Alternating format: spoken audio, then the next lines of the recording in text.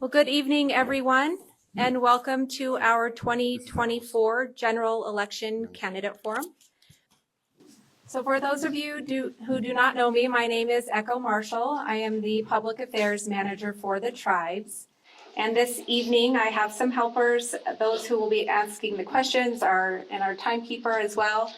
So Jeanette Wolfley, if you want to wave, Jeanette will be one of our moderators in asking questions this evening. And Cecilio Silvera is the Executive Marketing Director for the Shoshone-Bannock Casino Hotel.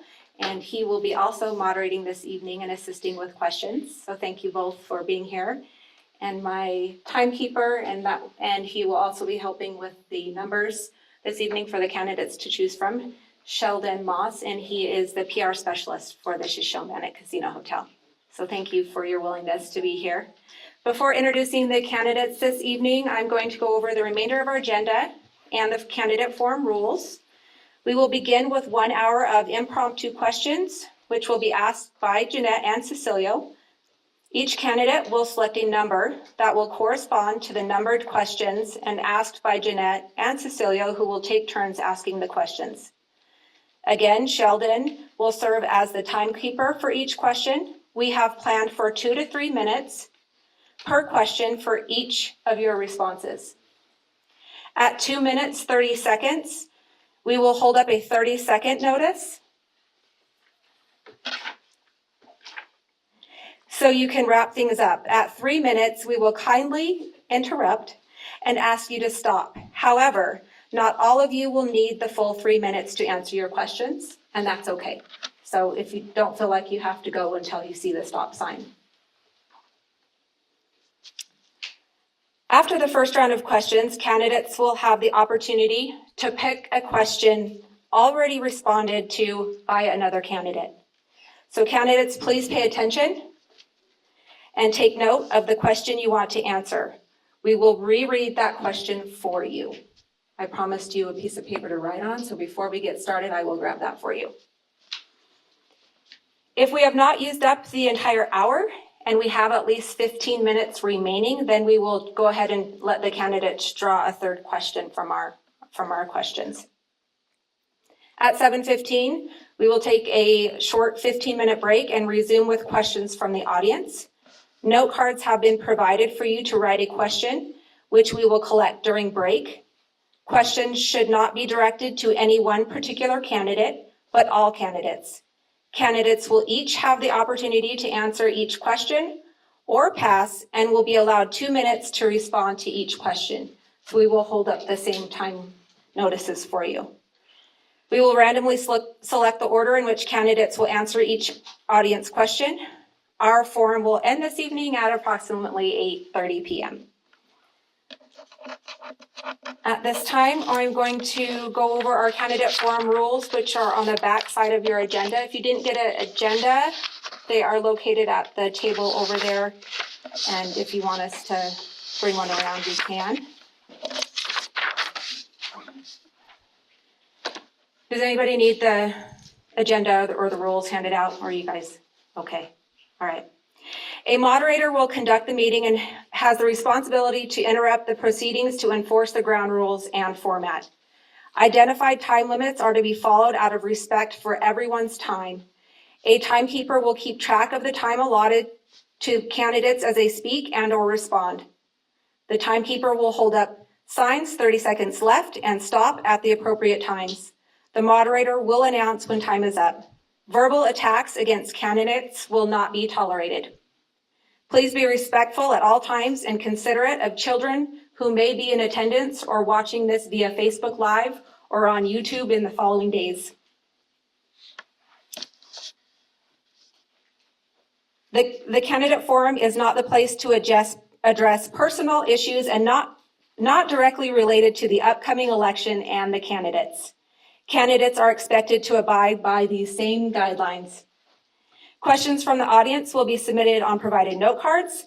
They will be asked by the moderator. Assistance will be provided during the break for those who may need assistance writing your questions down. If questions are not legible, we may have to ask for some assistance if we didn't read your question to help us read your handwriting, if that's okay. Substitutes or stand-ins for candidates will not be allowed. No campaign banners or signs will be allowed. Candidates are allowed to hand out campaign materials between 5:30 and 6 p.m. only. I realize some of this is after the fact, but we did provide the rules to our candidates beforehand. The event will be broadcasted live on the Shoshone News Facebook page. Hello to all of our Facebook viewers this evening. The event will be recorded and shared on the tribe's YouTube channel. Candidates are encouraged not to be on your cell phones or other electronic devices out of respect for our audience and those who are here for the candidate forum. Please be mindful of our audience and viewership. These rules are to ensure absolute fairness for everyone and from feedback that we've received from previous year's candidate forums. Other rules may be added to this list at any time. So if you have a rule for me halfway through, I'll add it here if we need to. So with that, I'm going to go ahead and announce our candidates, and each candidate will be given the opportunity to speak at the end of the candidate forum once all questions have been asked. So vying for council this year, we have a current council member who is our Sergeant of Arms, Galen Edmo. We also have a former Fort Hall Business Council member, Devin Boyer. And new to our runnings this year, we have Ronald Todd Appany, thank you. I apologize for that. I didn't have your names on my script, and I guess I'm more nervous than I thought. I shouldn't get this one wrong. Next. Also not new to council is Roland Marshall, and our current Fort Hall Business Council Secretary, Claudia Washiki. So at this time, we are going to go ahead and start with our first question. So I'm going to start by drawing the name. Are you ready, Sheldon? Yeah.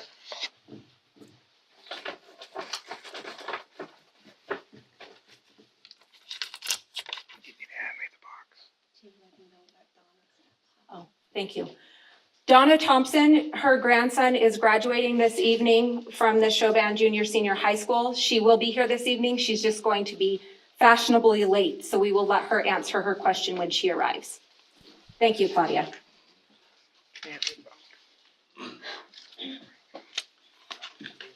The first name drawn is Todd. I just prefer you to call you Todd, if that's okay. Todd, then I don't. Is that all right? Yeah. Okay. Number 7. Before we get started, Jeanette, can you grab a couple of the note cards for our council members to take some notes on?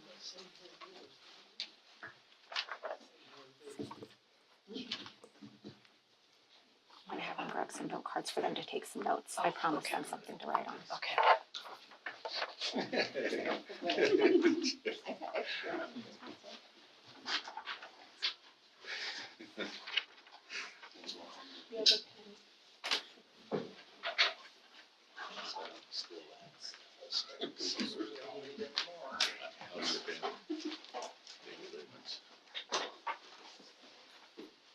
Did I miss anything, Jeanette? Did I miss anything? Okay.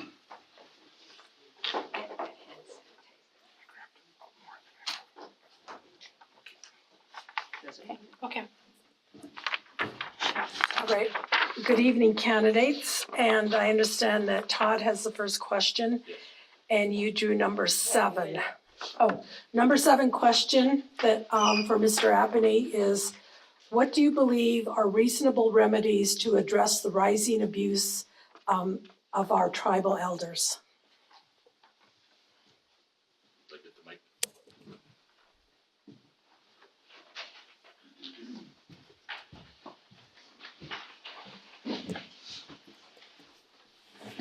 My beliefs stand firmly with supporting the elders and looking after them. Drugs and alcohol are the main key in stopping these guys to abuse our elders and abuse their family members. Because behind closed doors, there's a lot of issues that happen. And I'm always for people making everybody, neighbors, aware of neighborly kindness and always talking to each other. The more you get out and talk to each other, the more you start figuring things out. The people that live behind the doors are people who sometimes lie, you know, and sometimes when they're in the public, they're the perfect person. So I'd really appreciate it if everybody be more kind to each other these days. Always cooperate with the police, let them know everything that's going on, and I think we need more law enforcement here. And I think we just need a lot of officers that are canine capable. So we can not only handle all the calls they get, but we can handle all the drug cases that coming in and have definite ideas about how to really get these guys off the streets, because I really do care for our elders. Thank you.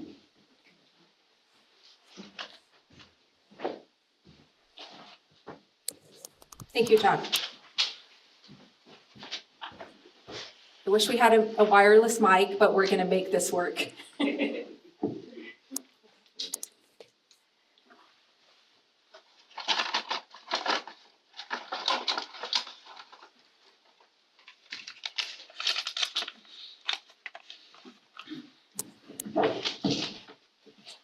Sorry, Sheldon. Next is Claudia.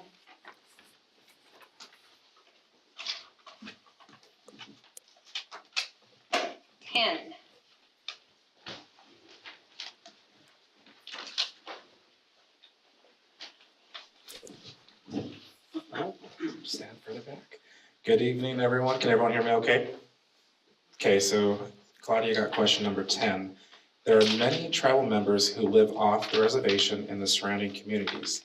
Should these tribal members be considered residents for purpose of enrollment? Please explain.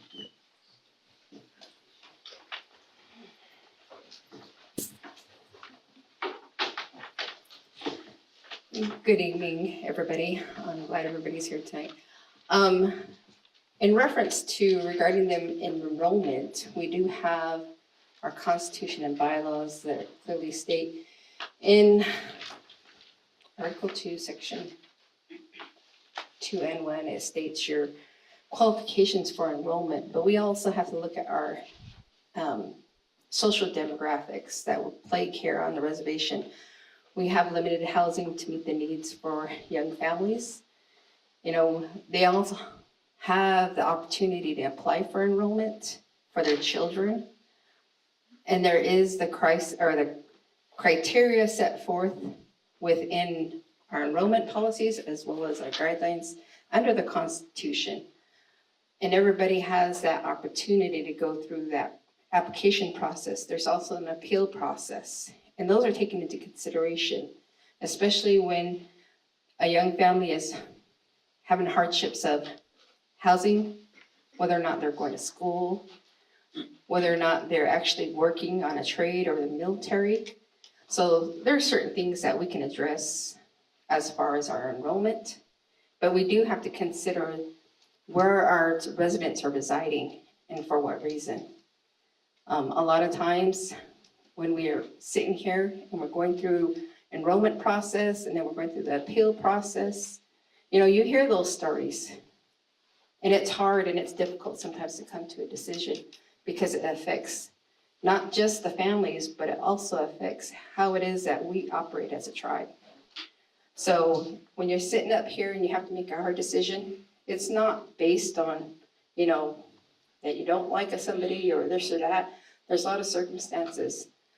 But for me personally, you know, I look at what's going on within the family. Sometimes you might have a family that they have land, but it's landlocked.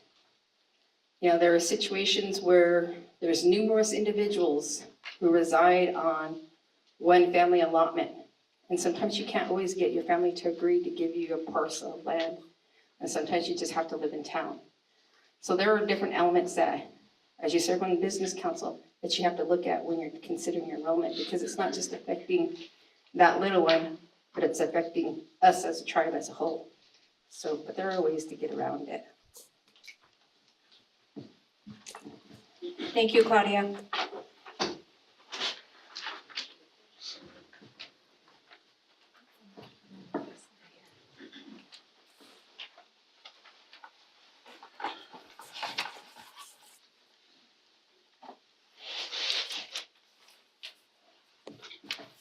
Our next question will be answered by Galen Edmo.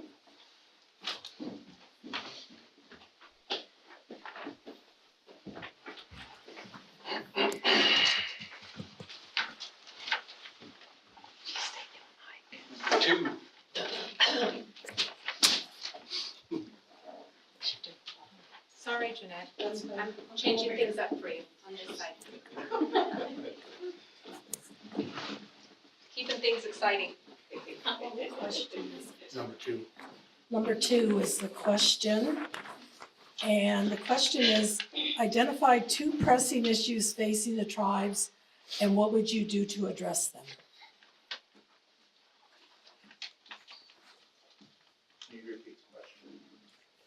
Identify 2 pressing questions or issues facing the tribes, and what would you do to address them?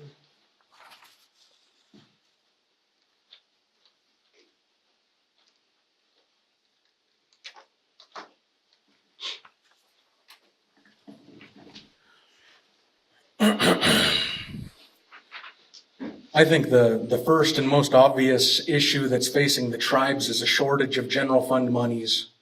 I think everybody sees it when we sit down and have to do our budgets, which the new council who's ever seated is going to have to do that. You're starting to hear once they're seated.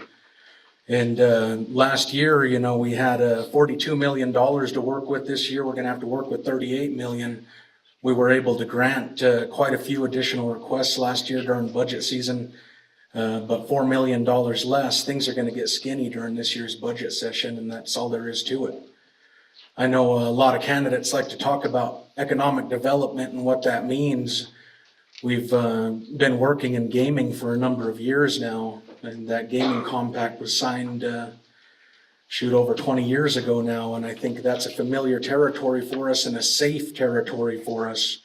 I know the Mountain Home Economic Development Project has been somewhat of a contentious topic among some of our tribal members, but I think if we can get that approval from the DOI and game on that piece of land, I do think that will enable us to meet some of the unmet needs we have here on the Fort Hall Indian Reservation. I think it's well within our wheelhouse. We've had quite a few other propositions from external parties like renewable energy.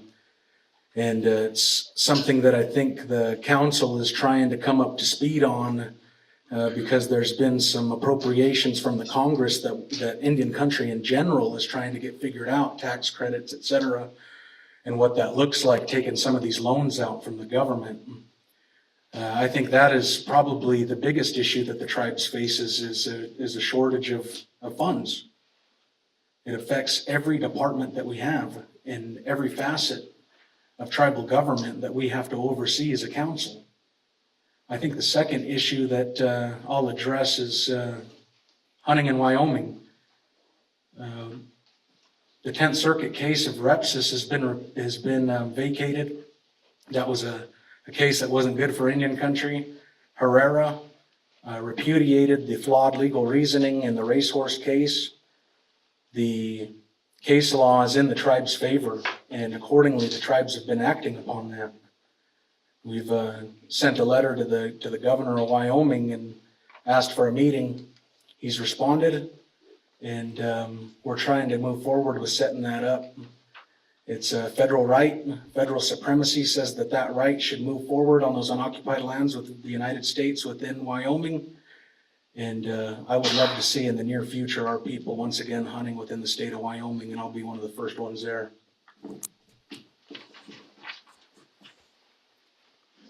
Go ahead and keep the mic there. You guys can ask this next question from that side.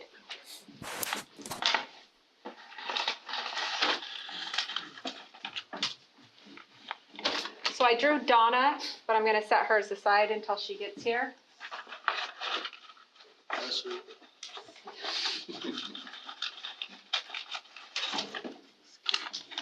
Devin?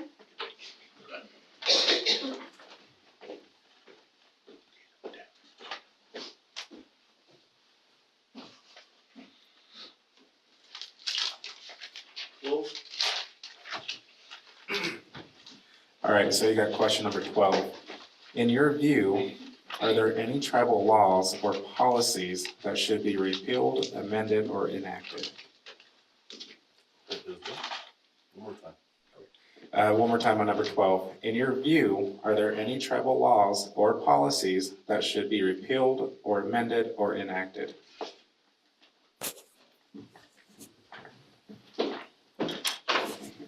I think some of that's already happening.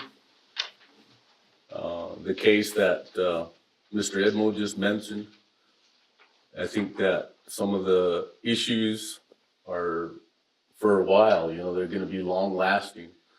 But the approach, I guess, is what I would say community based. So I would make sure that not only we understood it, but I'd also want to make sure that Wyoming understood it. I think that with that perspective going on, that they'd have a better way of addressing us, a better way of saying, okay, you know what, the tribes are correct, versus right now they're being standoffish. The other thing is you need to find a way through laws that we can address the drug issues that we have and how to approach that with the community as well. Because they have to support every decision that we make up here. Without that, it doesn't work. It won't work. I've already seen it. So, there's a lot of things that need to be changed to answer that question, but it all is based upon the community. Without the community support, we're not going to make it anywhere. That's the way it works out of the wash. Thank you.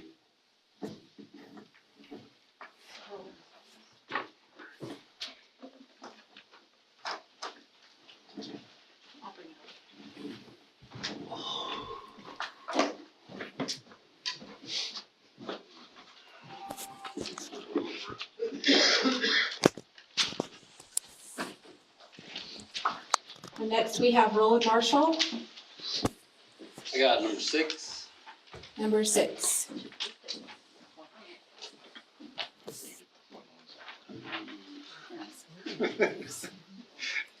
So we have question 6, and it is, what are some of the challenges the tribes face in preserving and protecting reservation lands, and what would you do to address them?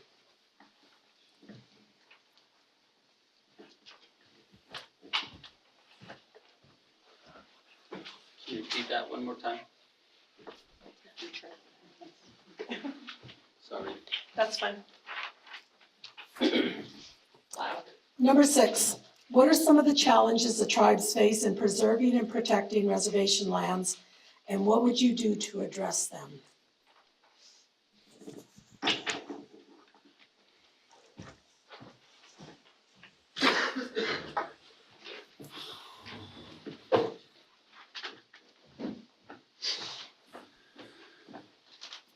Well, I think the one thing that if we are rich in anything, we're rich in land.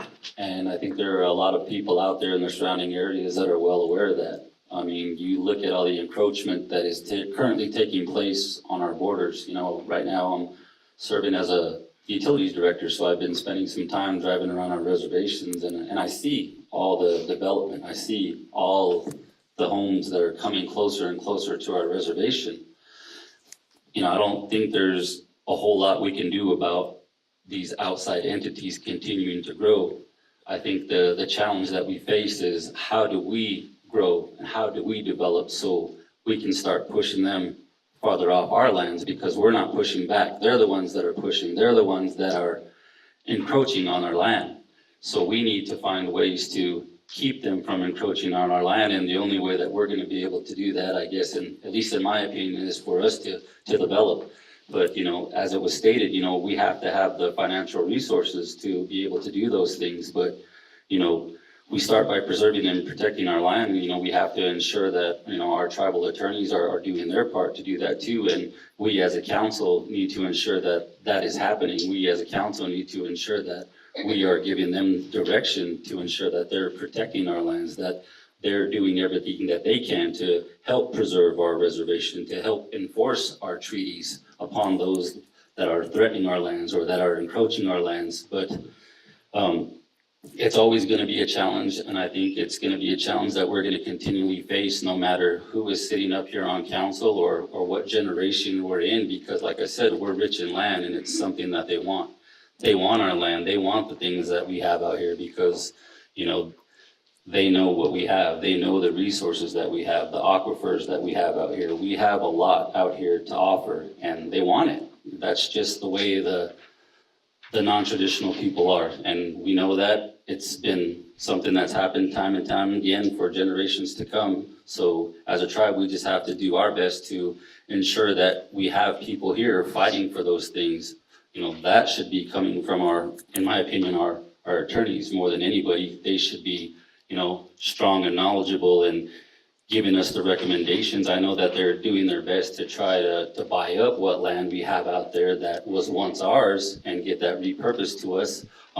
So the best thing we can do is to continue to try to do that, continue to try to fight for those places that we know that are ours, that were once ours, and do our best to try and get them back. Thank you.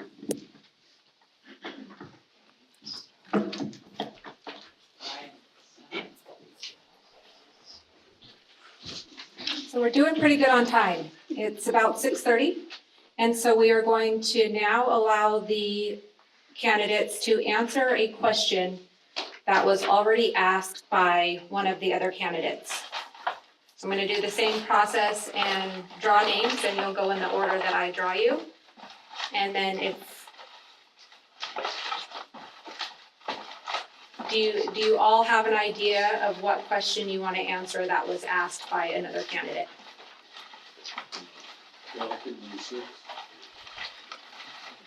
Okay, so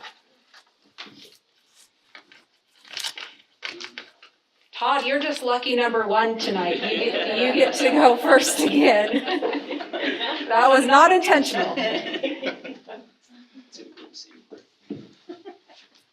I'll take number 6.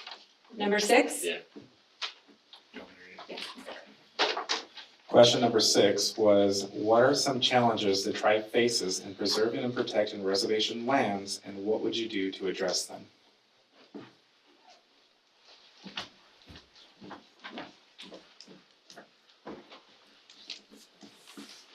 The challenges that we face on this reservation are that we don't got no real boundaries around this reservation. And we really need to put a big boundary up, identifying what we are and where we're at and what we're gonna do with this thing. As far as protecting the reservation, we need a lot of people, even the landowners that own this land around the major parts of this reservation, and make them aware that, you know, we need to start working with them, that there's gonna be movements along their property to where we're gonna help everybody. And as soon as they know that we're gonna help them protect everything that they have, you know, they'll be more forthcoming and help everybody else that's gonna be around their property. People's lands all connected together somehow, and the tribal lands are protected too as well, under a law, I guess. I don't know what it is, but we'll find it.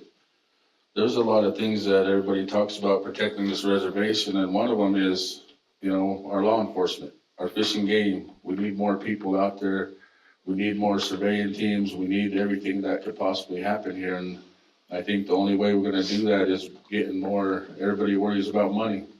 And I think we need more money here too. And I think the only way we're gonna do that is start going into business about a lot of things that people frown on. You know, everybody says marijuana is bad, but that was told to you a long time ago. Put in the right hands, when you sell that, it's gonna make us a lot of money. And same with beer. Everybody says beer's bad. Beer's only bad when you drink it. Let's sell all this stuff to the white people. Let's do a lot of things that have changed for us, because if we don't do it now, we're gonna be looking for money again. We're gonna be trying to figure out how we're gonna buy all this stuff. So that's my take on it. As long as we start doing stuff to keep these white people out. There's another thing too that I was thinking about, man, is toll booths. Charge white people to cross our properties. You know, I don't know why we don't charge them. They charge us everything we do. So I think it's a better option to always try to think about, you know, blocking roads off, building fences, always doing things to keep us more secure inside our res. Because there's a lot of people that come here that's gonna harm us, and we gotta get ready for that. Thank you.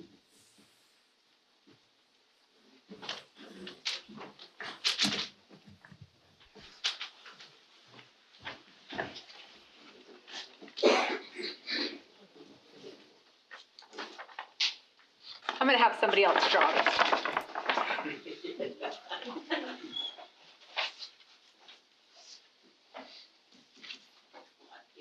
Claudia. What she's gonna say. Okay, number 12, Devin had that one. Okay, so question number 12, in your view, are there any tribal laws or policies that should be repealed or amended or enacted? Okay, I do think we need to enact the banishment ordinance. When I first came on 2 years ago, that was one of the first ordinances that we looked at. The banishment ordinance, for those who didn't get a chance to look at it and review it, I know it sounds kind of harsh, banishment, but that's for tribal members who do wrong. It's not long-term, it's not, forever, although I guess it could be in some cases. But it allows for those individuals who do wrong within our community, whether it's selling drugs or murdering somebody or something really awful to create harm within our community, within our society. It allows for us to say, you're not welcome here. You need to step back and live off the reservation. You need to go get well, whether it's going to treatment or going and showing us as a community, as a society here, that you can live within our laws, that you can respect your families, your community, your tribal members who are in this together. We're all here surviving. We don't need anybody acting awful towards one another or doing awful things out there. That banishment ordinance gave us a right to tell our own people that you've done wrong to us. And for your actions, there are consequences. And it also talks about enabling. So teaching our people the true definition of enabling. You can help your family members who are struggling, but learn the difference between helping and enabling. So I do believe that banishment ordinance needs to come back up. When we first got on and we looked at it, we put it out for public comment. Only 4 people provided public comment. So we tabled it because we thought, well, maybe we're not ready to address it. But I think it needs to come back out for public comment and provide for everybody to be able to look at it and review it and have their say about it, because it is needed and it's warranted right now. Thank you.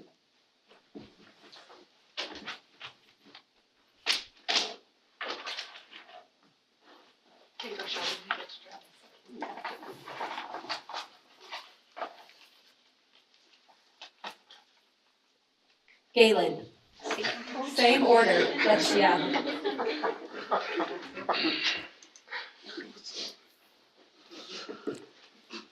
Galen, do you want us to repeat the question? Well, there's no ground rules that say we can't pick the same question, right? So I'd No. like 12. We'll read it so that the audience knows which question you're answering. Okay, so question number 12, in your view, are there any tribal laws or policies that should be repealed or amended or enacted?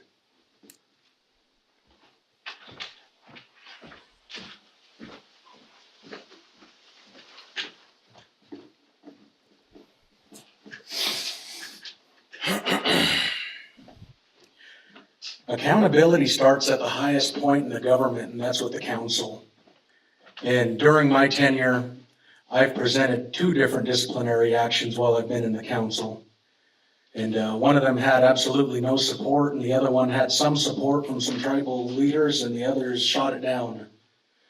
During that discussion, well, both of those discussions, there was people questioning the code of ethics that was enacted. It was a general membership resolution from back in the day for the council to be able to hold one another accountable. And that was being questioned in those meetings, in those hearings, because they were saying, well, that's temporary, it's only a resolution. So my solution to that, what I think needs to be done is, back in the day when we were having some issues with restructuring, we were supposed to do an operations and procedures manual specifically for the Fort Hall Business Council. And I've actually been drafting that, and I've circulated it to the council a couple different occasions now, and have yet to receive any feedback. But I think if you have an operations and procedures manual that you put into ordinance form for the council to hold one another accountable, then you can't question that. And I think that needs to be done. I also think, how much time I got here? We have an issue with excluded persons. We exclude these people under our inherent sovereignty and the right that we have to do it. But oftentimes there's really not a formal process for our courts to take that up. Sometimes you have people just getting put in jail for a couple days, other times it's months, but it's kind of all over the place at the discretion of the judge. I've met with the chief judge, and I think what we need to do is add a provision into Title 8 of the Law and Order Code into the offenses that says violation of an exclusion order, and have a tiered system of the action that is taken by the courts so that you have an objective process that the courts can follow. And that will allow us to actually push that issue harder with the U.S. attorney.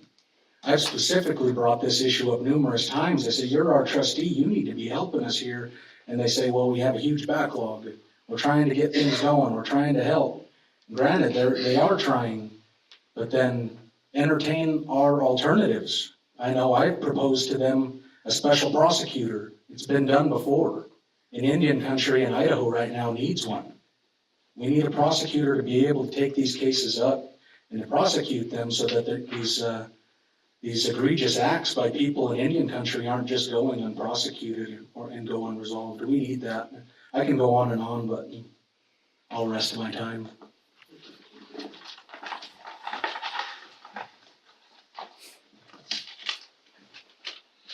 Roland. Change.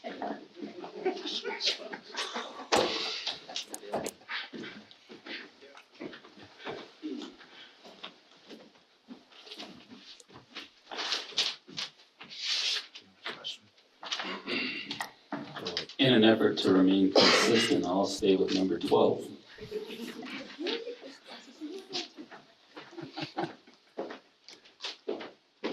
This is travel laws or policies. So, number 12 is, I'm basically answering the same question. I believe that there are a lot of changes that need to be made, not just in some of the policies that are written, but, even in our constitution and bylaws. I think that the voting age needs to be changed to 18 years and over. I served in the military. You can join the military at the age of 17 with parental consent. You can go and serve in the United States military and get sent off to war and potentially die for your country. At the age of 18, you can vote for the United States president, but we can't allow our 18-year-olds to vote for who gets to be on council. I don't agree with that. I think that we need to put that power in our young people's hand and give them that opportunity. And we need to do a better job of ensuring that our young people are getting out there and voting and making that difference. The fact that some of us are getting seated up here with less than 300 votes when we have over 6,000 tribal members is, pretty sad. Our numbers need to increase, and we all need to do our parts. We all need to work together to make the difference, to make those improvements. We have a lot of policies that are outdated that don't get updated as they should, which leaves a lot of managers, directors, and supervisors, kind of at whims in regards to some things, and gives some people within some departments kind of full power and full control over things, which isn't always right. There's nothing wrong with having policies, but it is our duty and our responsibility as directors, as tribal council members, whatever your role may be in the tribes, to ensure that we're doing our best to update those policies, to update the laws that we have out there that are governing all the things that we have. Like I stated before, I'm currently serving as the utilities director, and, my water and sewer code are outdated. They need to be updated as well. Those are just examples of how sometimes when we don't have people in certain roles like directors, I'm just a temporary employee. And we have a lot of temporary employees serving in director roles or supervisory roles, managerial roles, and we wonder why none of these policies get updated, because you don't have consistency. We need to have that consistency there so we can address these things, ensure that these policies are being brought before the council so they can make that determination to update them and have them addressed as they should be, because we should be doing our best to update all the policies that we have, including our constitution and bylaws. Thank you.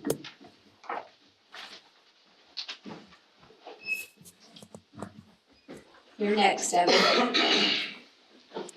Do you know the number that you want? Yeah, 6 and Six. 12, if I may. I'll keep it short. Get them both. All right, so question number 6 was, what are some challenges the tribe faces in preserving and protecting reservation lands, and what would you do to address them? So part of the earlier discussion for number 6 was the encroachment issues that are happening and they're getting bigger. Wasn't too long ago, just a little earlier today, where the encroachment was the farmers on our land inside. It wasn't coming from the outside, it was coming from the inside. And the struggle is trying to get the BIA, the trustees, to enforce issues for us, because the land belongs to us as individuals, and that wasn't gonna happen. But the following day, it did. Things turned around. And the farmer was the one that had to comply. The farmer was the one that was found in violation. The farmer was the one that needed to pay up. Those are some of the encroachment problems that we're currently having all around our reservation for individuals that own land. And there's not a lot of individuals left that are still trying to protect that. So we have to back that up as well. Going back to number 12, I think that part of the issue that comes up with dealing with some of the things that Roland had just mentioned is we have to, as a body, a governing body, we have to get up and seek out our community members to address these issues together, because they're always coming forward. But if we don't leave this table, we're not answering those difficulties. We're not dealing with those difficulties. And we need to get out and do that. That's what becomes imperative at the end of the day. That's what makes the difference at the end of the day. And I just wanted to express that much just a little bit so that everybody understands where I'm coming from. Thank you. Devin, I need to speak up on the last part that you're talking about. The BIA, they wrote me, to update some of my lease agreements that I wanted to, update some of the lease agreements that I got. And so the newer one that I got was from Mr. Jerome Cleaver. And so he told me that on the middle, I guess on the middle part, on the top head of the BIA letter of the land, resolution that they wrote up for me, they wanted to know exactly if I'm gonna let the farmers keep my mineral rights, my water rights, keep the, I guess, they found some deer on there, they wanna know if they can hunt it. But they're not enrolled members, they're just leases. And they wanna keep my mineral rights. Apparently, they've been digging up there and they found something.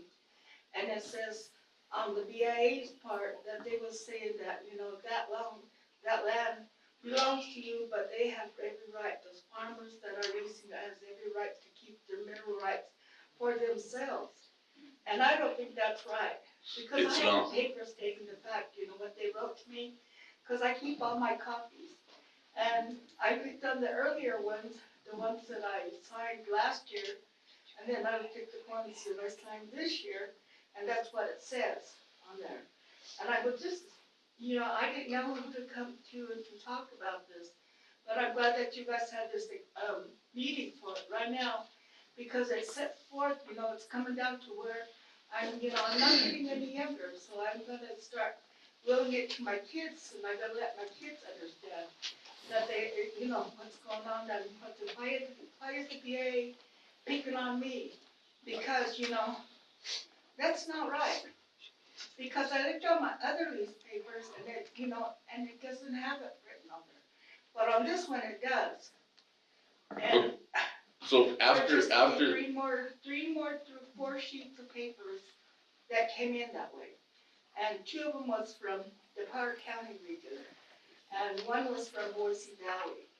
The one from Boise Valley was the one that my grandfather gave to me, because he was a lockheed owner up there. uh-huh, And so he gave me his share before he passed on. And he gave me out of the Lemhi's share when he passed on.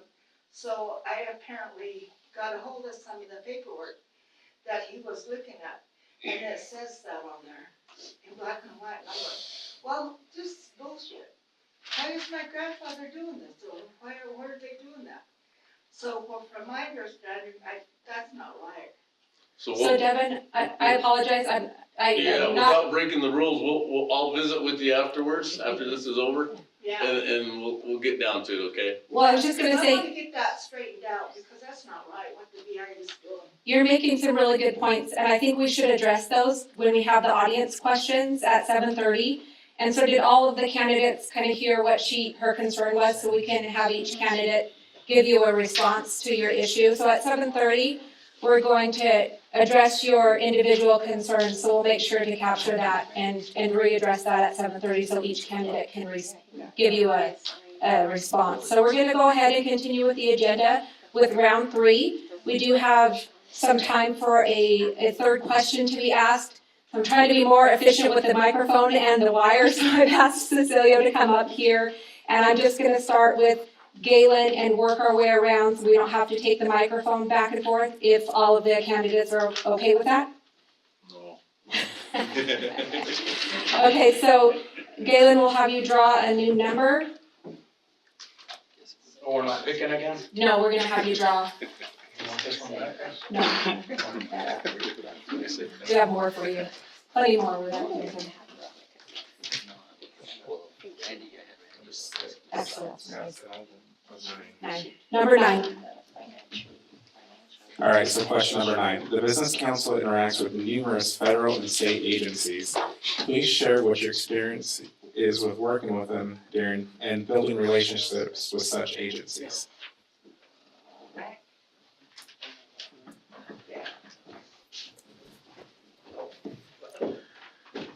I'm just gonna be really frank with this answer. You know, I think it's imperative that you have council members that are in the council that have the capacity to understand the issues that these agencies bring before the council. I've been in council meetings where you have council members that just sit there and don't say a word. And I think past councils who've had the policy analysts have relied a lot on the policy analysts to brief them, and a lot on our departments to brief them. And I think one of the advantages that I've had with my legal background is an understanding of the laws that are being discussed, the impacts, the land use, the actual substantive discussion that these agency directors or DOI representatives bring before us. I think that, you know, in the past, it was okay and it was acceptable to have leaders that didn't have that understanding because they relied a lot on the pillars of sovereignty, and they relied a lot on being able to hold those agencies accountable by saying, you're our trustee. But living in 2024, where that Navajo water case that came out a couple years ago, where they said, yeah, the Navajo have a water right, but there's nothing in that treaty that says we have to administrate it past this. That's your trustee failing you. And that's where you need leaders that are in there and understand the laws and understand the issues and can speak on them from their knowledge. Or else you're just regurgitating what is presented to you prior to the meeting. And those discussions get a lot deeper than that. And you need people in there that have really institutional knowledge as well. I think I've been lucky as a young council member to serve with Nathan Small, I guess I almost said serve, but to have Darrell Shea sitting over in the Land Use Policy Commission, because when I've had questions about these decades-long issues, I can walk in there and I can talk to him. I can call Nathan, I can talk to him, I can ask him, where did this start? How did we get here? And then I'm able to put the puzzle pieces together and speak on these issues more than just a 10,000-foot level.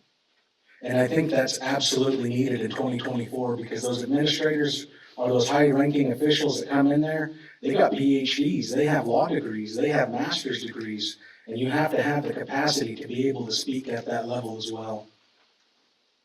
Thank you.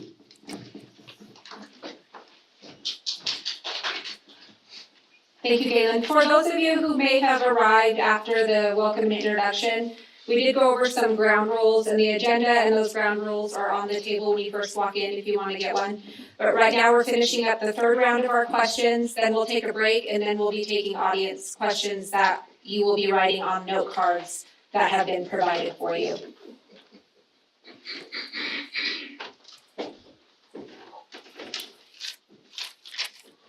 Devin has selected number 1. All right, so question number 1, what is your vision for the tribal community in the next 5 to 10 years?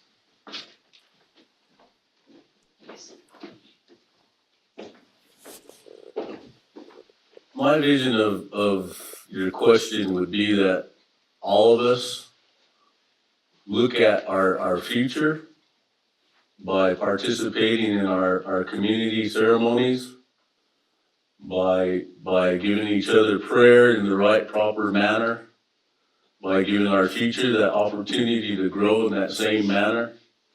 But we can't do it separately, we have to do it together. And I think that's vitally important for our future that doesn't understand anything right now, because they haven't been taught those things. They haven't been able to participate in those things. And so, you know, a lot of the questions when people come up here to get enrolled, the council will ask them, what does that picture over there mean? What does that picture over there mean? And the person that's trying to get enrolled doesn't have a clue. So they ask the parents the same question, and the parents don't understand. They don't know. They don't know what it's called. They don't know when it starts. So I think that would be a great vision to see. It would make my heart feel good if we could all do that, and our future's protected that way. I think that's paramount. Without that, we're always going to be separated. We're always going to be hurtful towards each other, angry, upset, which leads nowhere. So that would be my answer to that.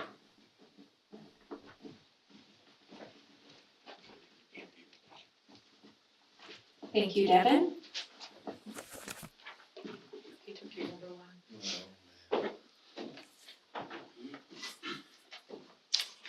Number 8. Todd has selected number 8.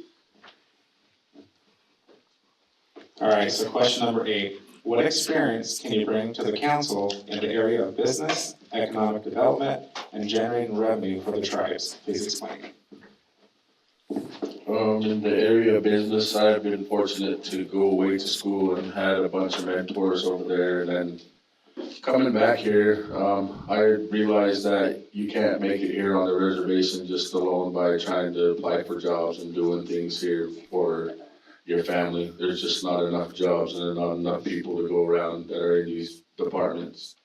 So business-wise, I created my own business, and I have a home building business that I've got a chance to get a hold of through some very good people that have helped me come along on this home building journey. But as far as coming to the tribe and making sure that we could settle on a lot of things, there's a lot of good people here on the council that, you know, if we get in, there's a lot of knowledge that people don't know. There's people that know a lot of stuff, but there's all people that know different stuff. So you just don't always have to be the really smartest one here to make everything work. You just gotta have a piece of the pie. And if you're part of the pie that's missing, you know, that person might not be the smartest person, because you don't know as much as everybody else. You know, there's a lot of people that say you could be, you know, something good in this world, and when you are, you know, you'll realize it, because you're part of something that's built by yourself, and you built something. And when you're going forward, I think the best thing you could do if you remedy that is to spread it on to our younger generations, our people that are following us, because people are looking at us now, and people are looking around to wonder what you're gonna be like and how you're gonna turn out. And we portrayed a bunch of things to people back in the day to where, you know, now's the time to turn it around. Everybody's looking at somebody trying to learn something. How did they learn that?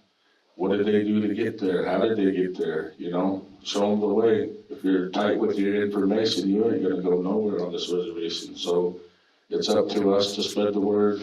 It's us to always help people and always make sure that everybody's gonna win. Thank you.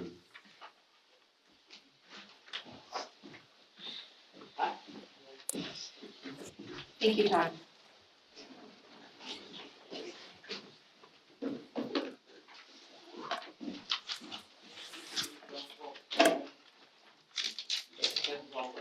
Three.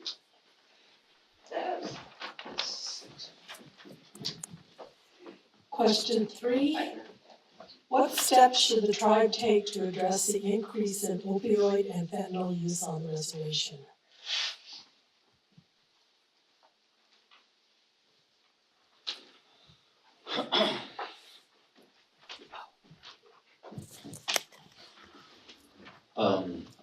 I believe Claudia kind of touched on this a little bit already in regards to the banishment ordinance. You know, that was, as she stated, something that when I first got on the council that they were working on. I think that's probably the best route to kind of at least start at for right now. You know, the second one would probably be the thing that Devin mentioned, and that would be our culture. You know, I honestly believe that we have the cure for alcoholism. We have the cure for all those things. They're right here. We have them here in our own backyard. There's one taking place over here right now at CFS, where I would be if this wasn't taking place here tonight.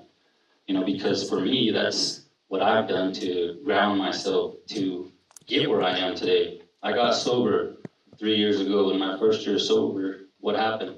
I made it on Fort Hall Business Council.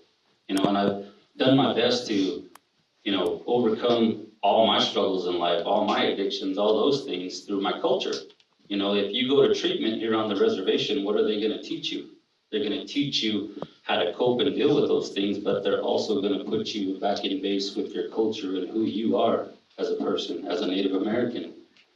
When I take place, I go to sweats over here at, you know, Cedar House, Four Directions, whatever it's called now. And, you know, I really enjoy going there and seeing all the people that it's helping, because there are a lot of people out there that are trying to get help. And even if they're not making it there every weekend, at least they're making an attempt. And that's what we want to see from our people. We want them to at least be trying, because those that are trying, maybe it's going to be that one time that they go into that lodge and they hear the words that they need to hear that, you know, make them come to, make them have that epiphany, make them want to do better for themselves, to walk that road. You know,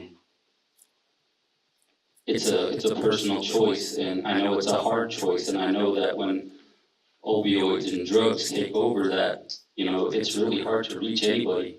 You know, I've lost friends, I've lost loved ones to drugs and alcohol, so it's very personal for me. I've struggled myself with, you know, some of these things, but as I've stated, I've overcome them because of my beliefs, because of what I believe in and what's being taught to me still, even currently today. 50 years old, I'm still learning about our culture. And I've only gotten about this much that I've learned, and I still have a lot to learn. So I really appreciate all our elders out there, all our people out there that are continuing to teach that and bring that and make us try to understand the importance of it. You know, we need to focus on that. We have the cure for all those things right here. We just need to fall back on it and remember who we are as a people. Thank you.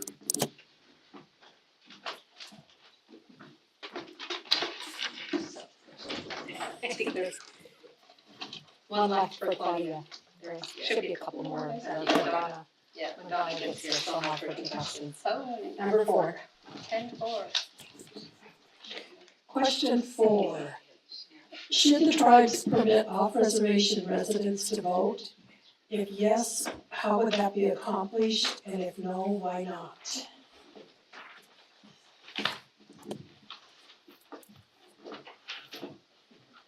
Okay, under our constitution and bylaws, it outlines our suffrages. And it states in there that you have to reside on the reservation and be over the age of 21.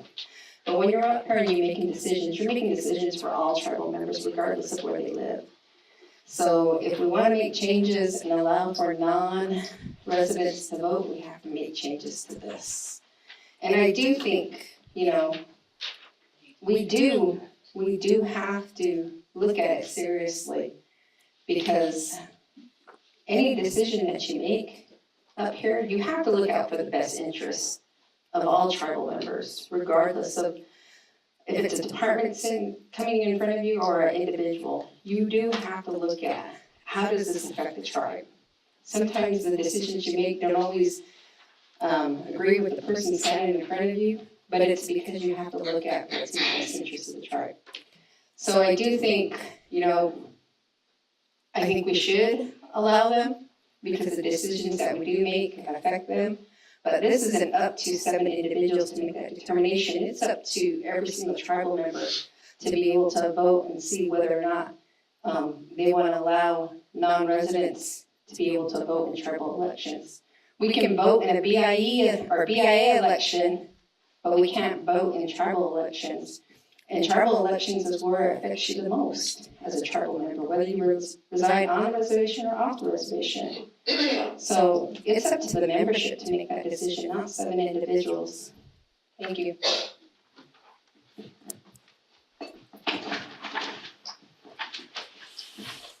Thank you, Claudia, and all of our candidates. Thank you for being efficient and staying on time and making your answers concise but thorough at the same time. Appreciate that. We're going to go ahead and take a 10-minute break. Okay, we're going to go ahead and get started with our audience questions. For our audience question, each candidate will have the opportunity to answer each question or pass. The time limit for these questions will be 2 minutes per candidate. We're going to do our best to get through all of the questions.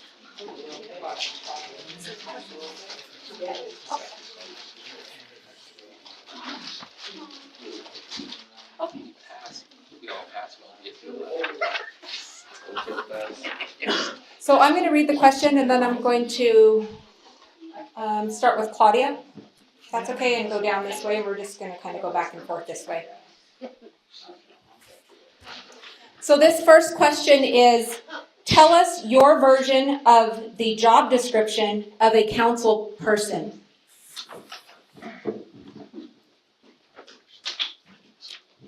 Okay, well, my version of the job description of a council person is upholding your constitution and protecting your treaty, first and foremost. And then in reference to making sure that the decisions that you're making are in the best interest of the tribal members, of all tribal members, not just 1 or 2, but making sure, and then also making sure that we are not in violation or any decisions that we're making, don't go against this, don't go against any of our ordinances. And sometimes that's hard to do because you have to be reminded of the tribal laws, because not everybody has a packet that has the ordinances in it. There are a lot of tribal ordinances out there. We have our mini code, and you can't flip through them as you would like, but I always keep my constitution in my little cubby here, so it's on hand so I can flip through it when I need it. But for me, that's my priorities. Thank you. Thank you, Claudia. And candidates, at any time if you need to repeat the question, just let me know. Yeah, you all have the opportunity to answer each question or pass. So the question was, tell us your version of the job description of a council person. I'll pass. Claudia already answered it. Do you want to answer? Yeah. The job description, I don't know if there is one. I haven't seen one, but I know there's a good knowledge of what's been going around. Everybody that's ever ran for council that I've ever talked to, they always say just stand up for the people. Make sure they talk first. Make sure they give a good, voice of what they want for the future generation, because the people that mainly come up to you nowadays are elder people. And the younger people, they ask the other questions. What are you guys gonna do for us? And so there's two sides to the story on what's going on between the generations. So I think the job description is just to be truthful to everybody and uphold the Constitution and bylaws, and always make sure that you put your priorities straight in this reservation, because if you don't, it's gonna cause a lot of problems up here among the membership that's trying to lead us. Thank you.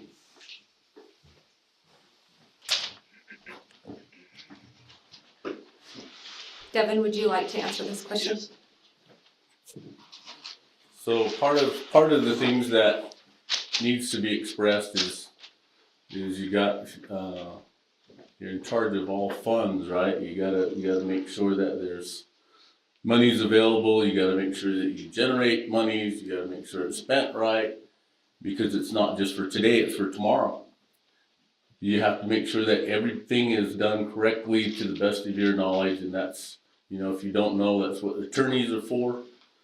But ultimately, you represent the people of this tribe. And that's what becomes important. How you do that. How you work with folks to do that. Now sometimes it's a challenge. Sometimes it's incredibly difficult. But I know you still have to do it. Some of the things that happens up here, I've seen and heard throughout the years are I can't explain it, because it's too incredible in a positive way and too incredible in a negative way. Some of the things that you experience when you sit up here. But at the end of the day, you have to ask yourself, what did I do for the tribe? And how did I do it so that it carries on for at least 50 years with the decisions that are made up here? There's a lot that will give you gray hair, and it's important that you understand how to deal with that and what's next. Otherwise, I'd be leaving something out and I'd be telling you, oh, this is the easiest job I've ever had, which would be totally incorrect. Thank you.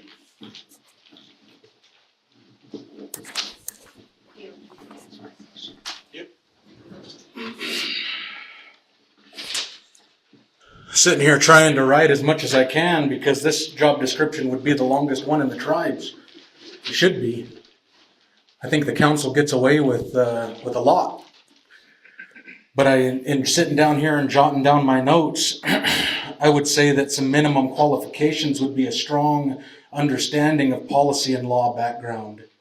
Every decision we make here in the tribes at the level that we're at is based in either policy of the tribe, or which is a part of the law of the tribes. And you have to be able to have that understanding of what our policy means, what the provisions within those documents are actually saying. Because I've seen it. I've seen tribal members and I've seen council members, I've seen directors come in front of the council and they say, well, this is my interpretation of the law. And it's wrong. And then they say, well, I don't want to believe you, so we'll go get the attorney. And a lot of the times here, the attorneys have agreed with me. Maybe it's because I have that same schooling and understanding. But a real understanding of the law. I've also seen a lot of posturing by people and saying that, well, I've reviewed those documents, I already know. But when you get into the discussion, they're not in the discussion. It kind of just falls off. I would say you need a strong writing and verbal skills to convey the policies of the tribes and the policy positions of the tribes. Did you first, what is that? 30 seconds. I would say you need an understanding of the legislative process. We're legislators at the end of the day for the tribes, and it's up to us to update that law and order code. Supervisory capacity at an executive level, ability to issue DAFs, ability to issue progressive discipline, ability to convey information to the membership, objective decision-making, and on the list goes. I'm actually going to stay here with you, Galen, and then we're going to go back down around. So this next question is, what are your ethics? I believe I have strong ethics, and I think that's why I've been somewhat controversial in the council. I stand by what it is that I believe the law is saying, that I believe is in the best interest of the tribes.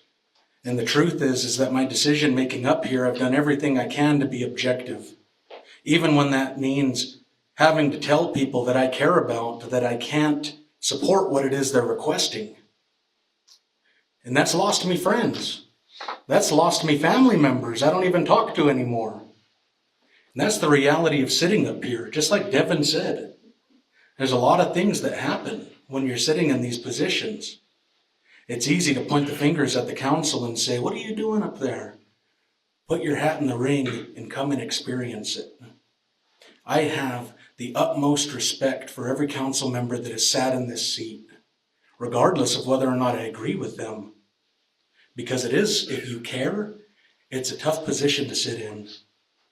You have to come in every day and you have to make the hard decisions. And my ethics, I try to be here as much as I can, which I would say I'm probably one of the council members that's here on the campus the most, trying to get business done here. People have even told me, you should travel to this, you should travel to that. We have enough here to get done without traveling, in my opinion, unless that travel is helping the tribes. Stay here and make the decisions. Because I've had to sit up here and make decisions that were really political. And I take the heat and other council members take the heat. Where's the rest of the council? So my ethics are there. You might not agree with me, but that's just how it is. Not going to agree with one person every decision they make up here. That's just the reality of the position, and that's why they call it politics. So thank you.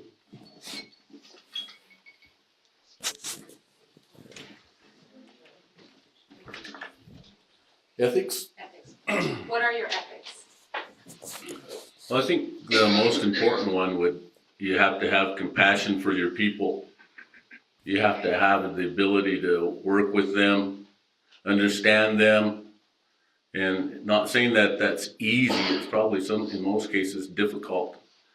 But at the same time, in order to be that individual or that character that you are, you have to express it. And a lot of times it's very difficult to work with some folks, but other folks you can. So it's, you might be able to get something done for 1, 2, 3, 4, but maybe not 4 or 5. It's depends on the day and the situation, but without that compassion to understand folks, then you're fighting with them. And that doesn't get anything anywhere. I see it quite often and it's difficult, but I think when we're gonna say we're proud of what we've done, we have to have that compassion for our people. Because all of us, we see each other all the time, most days, every other day, someplace, somewhere, doing something. We have to help each other out. We have to express things to each other. And, the best ones that really help out the best is our sun dances, because we get to talk to each other while we're there. We get to express things. And I think that's important that we continue that. I know that the drug difficulties are giving the other 2 sun dances problems right now, but I think we can get past that. I think we can make it happen. We just need to put a little bit more effort into that for our people. Thank you.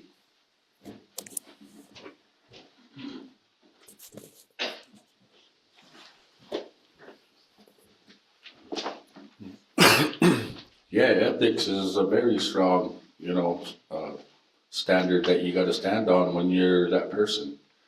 The ethics that you get from yourself is, being a hard worker, standing up for people that can't stand up to other people, doing things that other people are afraid to do. You know, you gotta experience a lot of things to get a really good work ethic. And you really gotta understand a lot of things about what's going on. Your eyes gotta see it, you gotta hear it, you gotta watch what people are doing. Everything comes in hand when you think about a lot of things. And it makes you a stronger person. So I think ethics that come to mind are the things everybody always talks about, you know. You show up on time, you do things good, you always say the right things, you always stand by people, you always do the best you can for the people you love. And now it's spreading to a reservation wide, you know, I gotta care about everybody.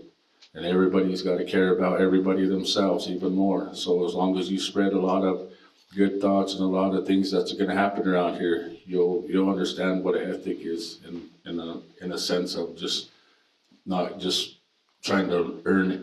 You'll see it and you'll believe it in yourself. Thank you.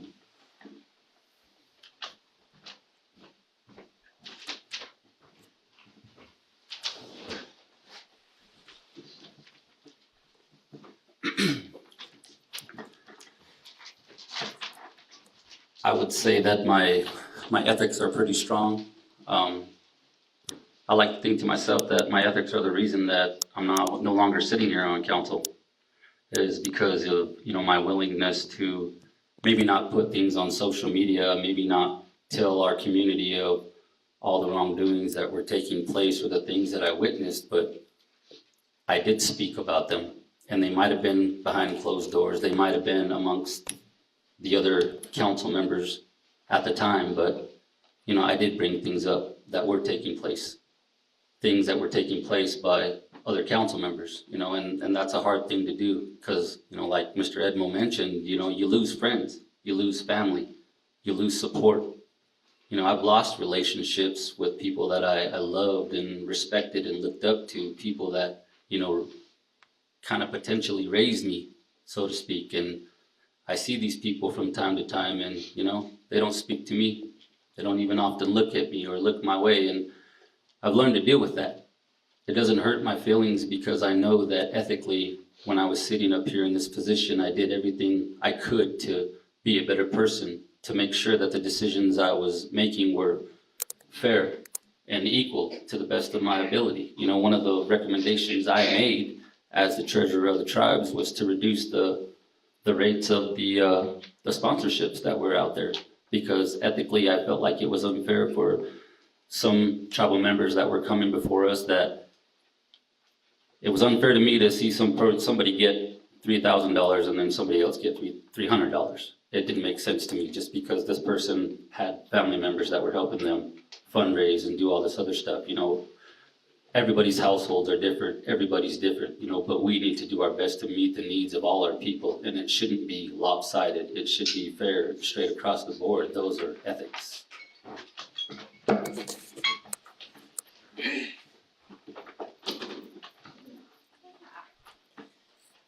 So, my ethics are kind of clear and simple.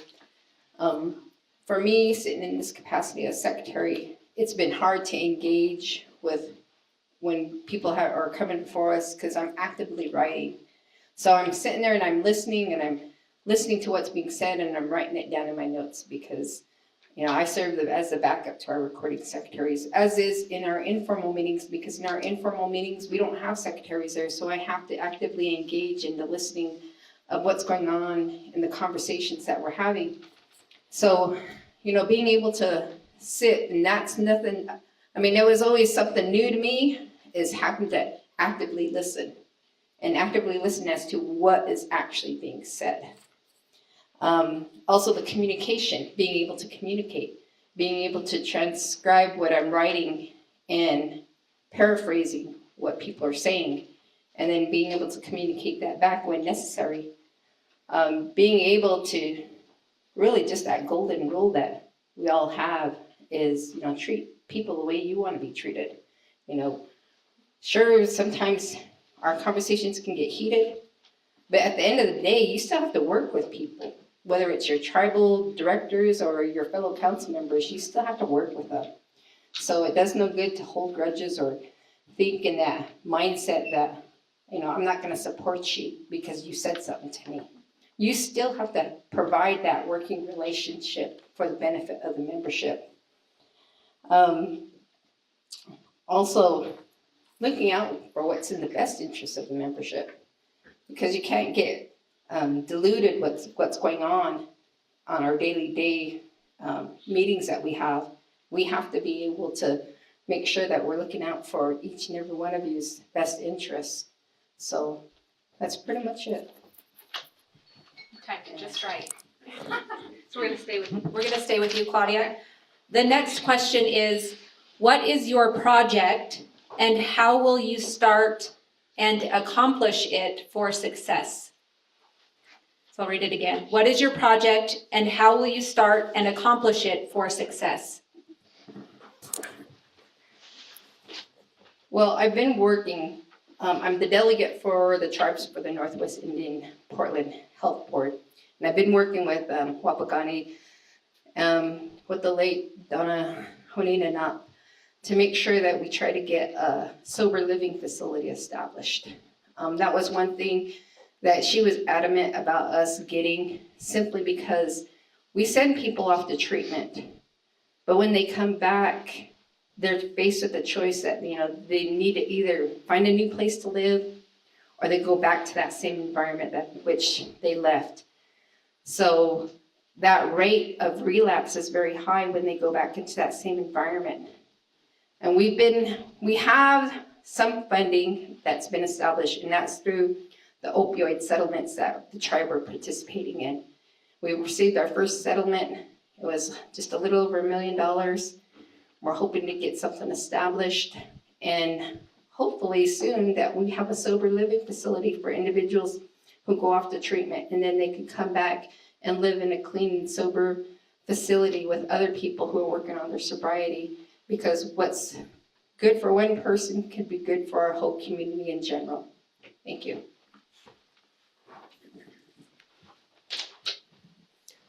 What is your project and how will you start and accomplish it for success? One of the projects that I'd like to see completed would be the wellness center, or something similar to that. A new facility, a new gym, a new community center for us here in Fort Hall.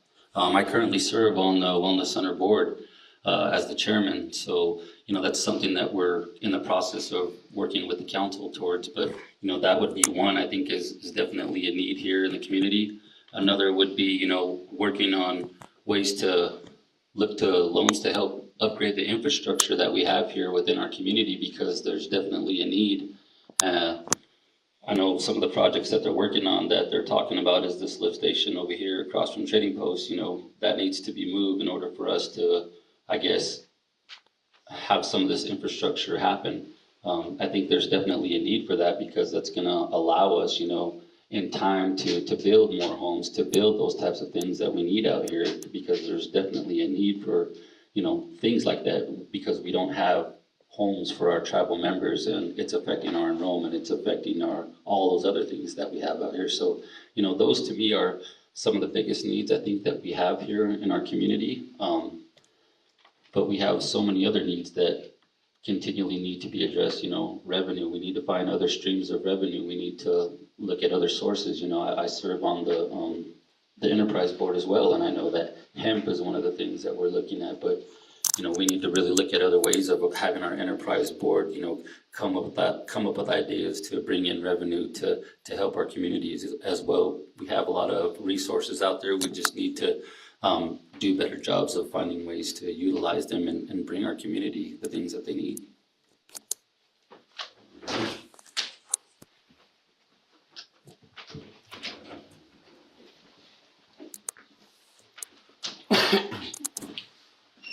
Projects, I guess the main project that already been established that I've continued to try to always do is in Rossfork, and it's been the neighborhood watch. There's always been a big concern, and everybody is always talking about, there's a lot of people stealing from these homes, and a lot of people out and about in your neighborhoods that you don't ever see there, or you don't even know them. So the major concern I always had was always try to do something about that.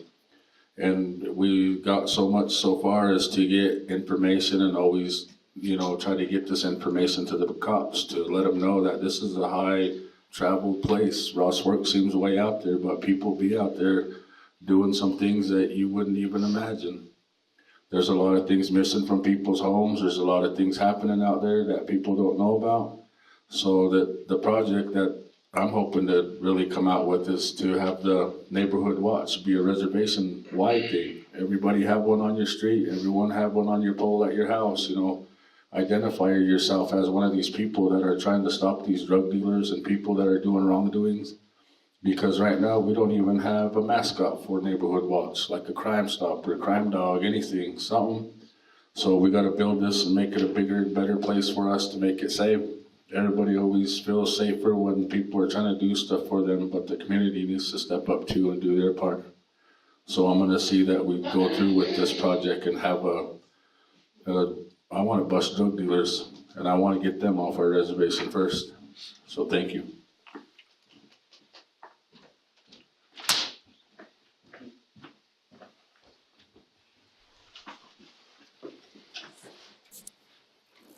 So one of the ways that I would look at is I'd look at other tribes to see how they're successful. I'd want to see the same steps that maybe they made to be successful. A lot of tribes have more than just their casinos. They have something else going on to be successful, and the steps and the problems that they've had to work through. But I can't do that without having support from the community. I also would like to see that the day that we have enrollment hearings, that their future's not going to be drug infested. That's serious. That becomes a problem. And it's sad. It really bothers me. So part of the steps that I would take is to take the head-on approach to stopping drugs, crime. I'm willing to do the things that police officers do in order to do that. But I think it's better to set them up and then bust them that way. But anyhow, however it's done, it has to be done. And it has to be done so that every time we have a hearing where we're enrolling somebody and they're a child that's just born, perhaps, I want to make sure that they get a drug-free life so that they have a life.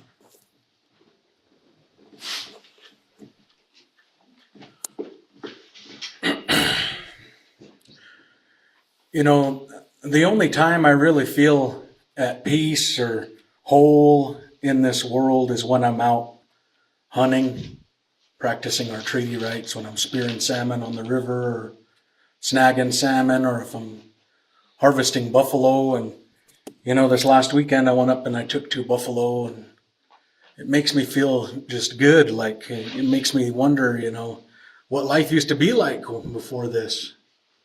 And I think we have a strong connection to that. I know I do. And my project, because of that, is after almost 150 years of us not being able to hunt in Wyoming over some wrong and misguided case that some divots decided in some thousands of miles from here. I want to see our people hunt in Wyoming. I want to take a buffalo in Wyoming, and I want my little boy to be able to take part in that. I want to know that we're back in our homelands, and that's bigger than just me. And I've worked to facilitate that. When that House Bill 83 come up, I'm going to have to hurry and go through this. I helped to review that draft and to work on it with Yvette and with Dan Stone, that opposition letter. I substantively spoke up when we went over there and met with the Eastern Shoshone about that issue. I personally drafted the letter that went to the governor. I personally received a letter back from the governor. I drafted our reply letter with Chad and with Sammy. I meet regularly with our enforcement, Tom and Brett. I want to see our people back there. It's who I am. It's what drives me. That's home. Thank you.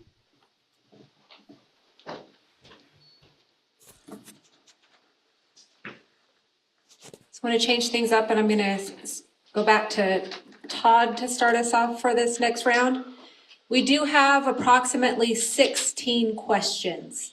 And so in an effort to get through all of these questions in a timely manner, I'm going to limit this next response to 1 minute.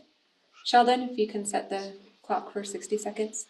So one of the things when you're on the council or when you're in any type of leadership role, you have to be able to sometimes get your point across very quickly. So this next question will test that theory. Who are your people, and do you speak the Shoshone or Bannock language? My people is Calvin Apney, Madzine Apney, Adolph Apney, and Eltame Apney. My grandparents are Shoshone, one's Bannock. My dad's half. My mom's a Ute from Utah, and so I understand the language. I could get a hold of what you're saying, what you're doing, because I listened to it my whole life, but I don't speak it. I haven't grew up in that era. All I knew was I could understand what you're saying, though. So, thank you.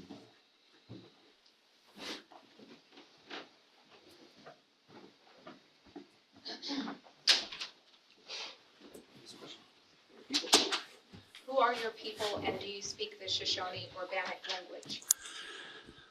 My father is Lonnie Marshall, also known as Bugs. My mother is Susan Mendez. She's enrolled in Elko, down in Tomoka. My dad was originally enrolled in Eastern Shoshone, but he transferred over here back when you could. I followed suit in 2003. My grandfather was Glenn Marshall Knopp. I never had the chance to meet my late grandmother, Delise Jim, but those are my family, and that's where I come from. Alvana Fred was my grandmother. Magdalena Mendez was my grandfather on my mother's side.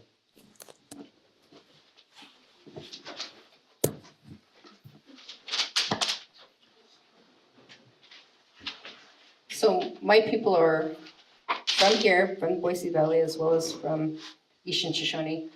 My mother is Mary Dixie Washkey. My father is the late Romer Washkey Knopp. My grandparents here are Mary Edmo Dixie Knopp, Richard Dixie Knopp, and my grandparents on the other side were Nellie Washkey Knopp and Dewey Washkey Knopp. So I'm here from both sides of my family. My Boise Valley side, it comes from my Dixie side. I can understand Shoshone because we listened to my grandma all the time when she would talk, and as well as to my grandpa when he was still living when we were little. So I have a grasp for it. I can understand it. I do sometimes when the occasion, when I can get on to the tribal language classes that are held every Tuesdays and Thursdays for the Shoshone language at lunchtime, I log on to listen to them. Thank you.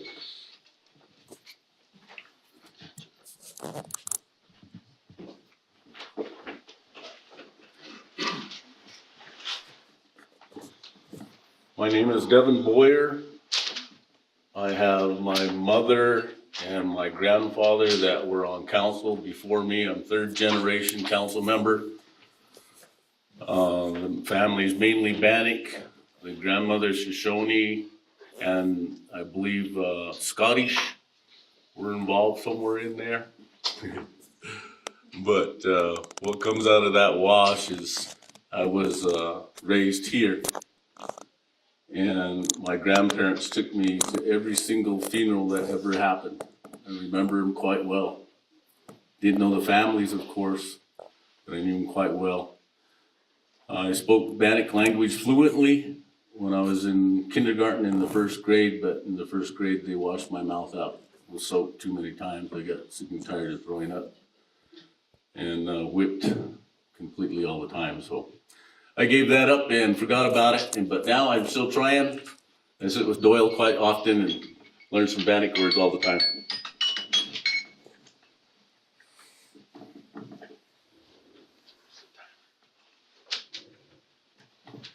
My father is Wesley Edmo.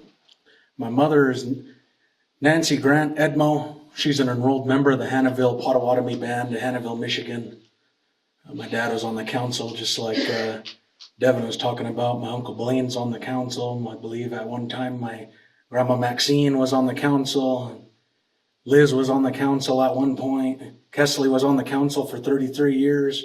I come down from a long line of tribal leaders, and more than anything, I think that's all we ever talked about was tribal politics at every damn dinner.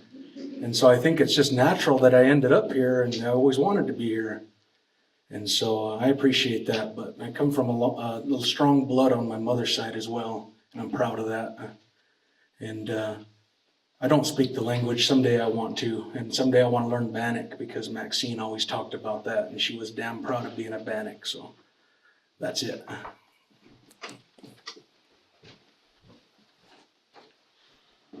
Thank you, Galen. Devin, I'm going to start with you for this next question. How does tribal gaming, such as the Mountain Home Project or potential live table games, impact our sovereignty as a tribe?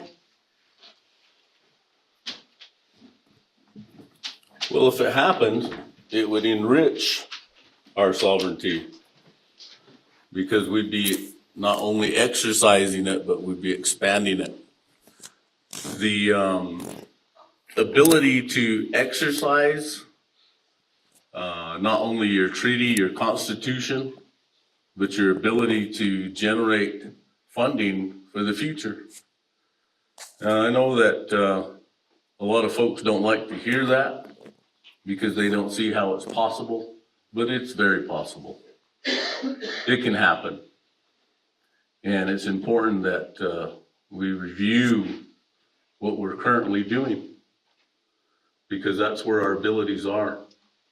And that's what becomes important at the end of the day. Thank you. Are these 1 minute answers too? Yes. Want that answered in a minute.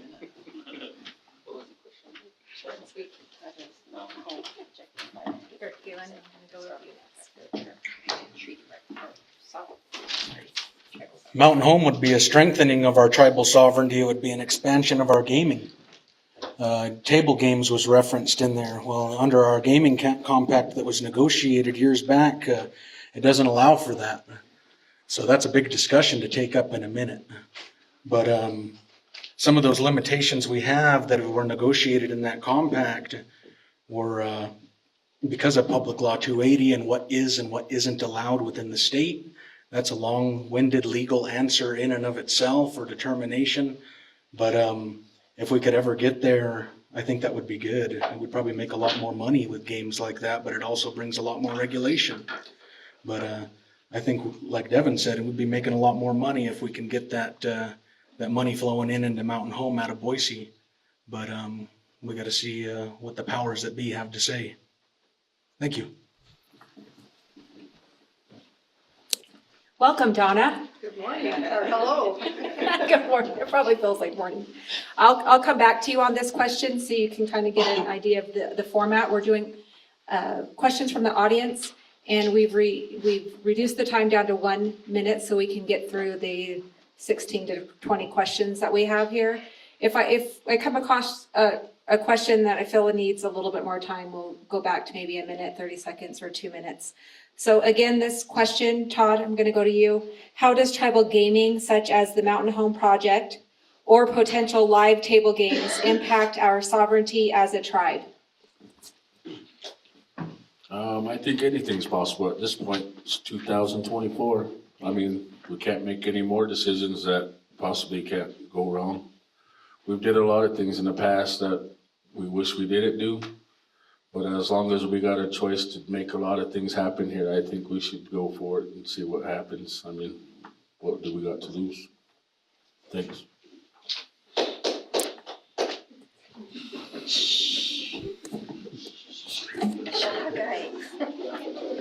Okay, no clap until the end, please.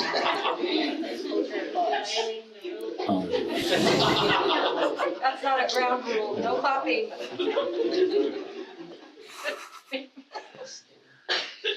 Yeah, I think the answers were pretty much basically given by the two individuals down there, I would agree that it would strengthen our sovereignty and it would also strengthen our potential economic development and self-sustainability. I mean, that's ultimately our goal as a tribe, is to become self-sufficient and to get away from what Galen mentioned as far as Public Law 280. That's what we're trying to do as a tribe, is to get away from that, to get out of that control of the state, because we want to be self-sufficient. But in order to do that, we have to create different resources. And right now, that area is growing substantially. And we, as a tribe, need to do everything we can to take the money from their pockets over there as best we can. And right now, the best market that we have is a casino, because it's something that we have experience in. Thank you.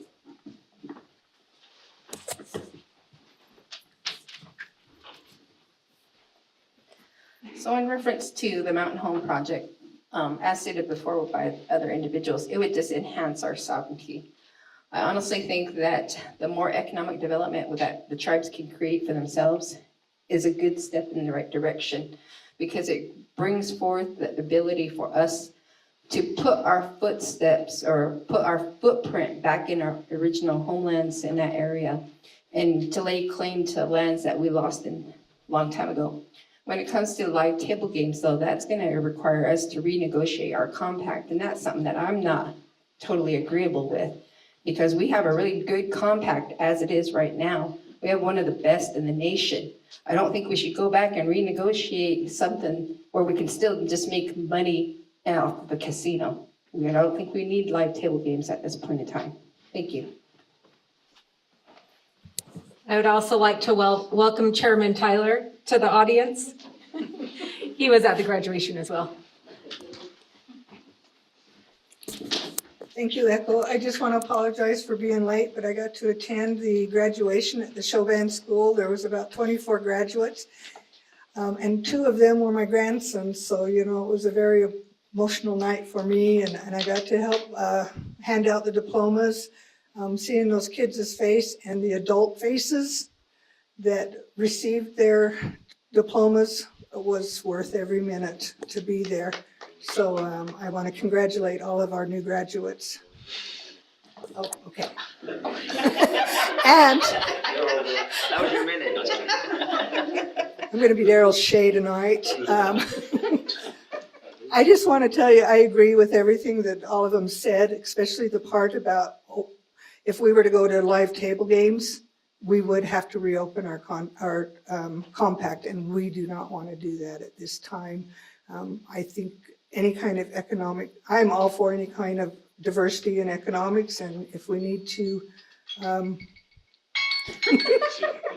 holy, only my first question already. Okay, thank you. You guys all did great answers.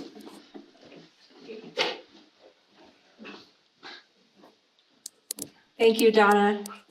This next question, I need to put my glasses on, so I'm going to come back over here.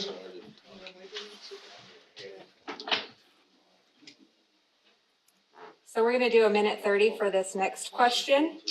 And just as a reminder to candidates and Donna, for the audience questions, you have a pass opportunity if you want to save the time for another question, or if it's something that you just don't want to respond to for whatever reason. So that's an option. You can allocate that time towards another question if No. you ask? No, I'm just saying, just to kind of, no.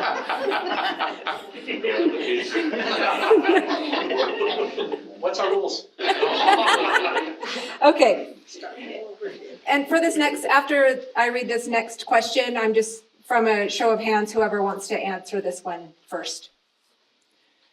With the reclassification of cannabis by the Biden administration in the news, are you open to the idea of the tribes exercising our sovereignty by exploring legal cannabis on the reservation as a means of economic development? I was first. She said raise it.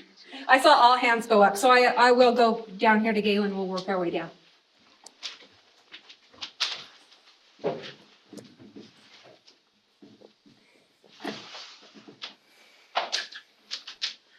Yes, that's why we put it on the ballot, was because even before that executive memo from the president, we were kind of working towards this, and to my understanding, the prior council was as well.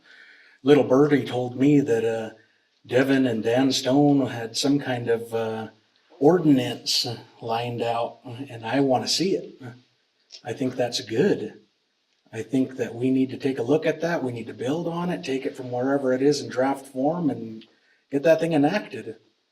The reality of living, being within the exterior boundaries of the state of Idaho is that that's all well and good that the feds release that statement.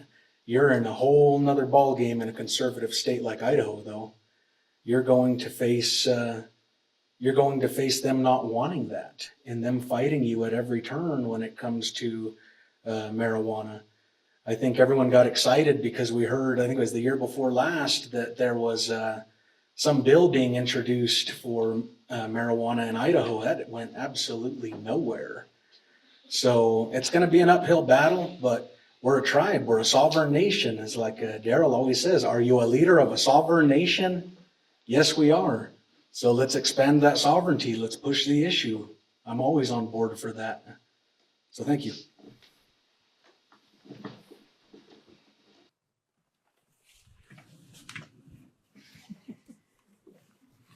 So some years ago, we were looking at the ideas of what would be a backup plan for the casino if the casino didn't happen. And that was looking at different things and exploring different things as far as marijuana was concerned, because there's a lot of folks that have a demand for medical marijuana. And so the council assigned myself and Danny to take a look at that. And it's very possible. It's very possible. So it wouldn't be fields growing out over here taking over spuds. It would be the idea that we control that in an atmosphere of connexes where they're lit and they got water to them, and you keep it at a bare minimum so that you're looking at following federal laws, because they're the ones that are going to stop you. So you have to plan it very carefully. You have to make sure your laws are in place and make sure that you're going to be able to follow everything that's needed to control that type of atmosphere. You don't want no one else involved either. You don't want the outside involved. But at that time, Idaho had already put in for a license to do exactly what we were going to do. And so we were in a rush to make sure that we beat them.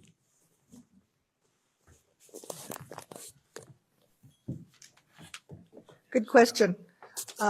There's so much misconception about marijuana out there, and the medicinal parts of it is even greater than what we've heard. I mean, look at how many people that it's helped with seizures and other types of illnesses and things that happen, but I'm all for it as well. I do want it to be controlled. I think it needs to be controlled, which that's what it would be. We wouldn't be like buying weed from people from wherever. It would be purchased and sold, and we would know what was in it. The other thing that I want people to think about is in talking with individuals that have addiction problems, I'm hearing that if weed was allowable and if it was lawful, then maybe we wouldn't have so many issues with the opiates and the other diseases, because they could be treating it with the medicinal marijuana. Thank you.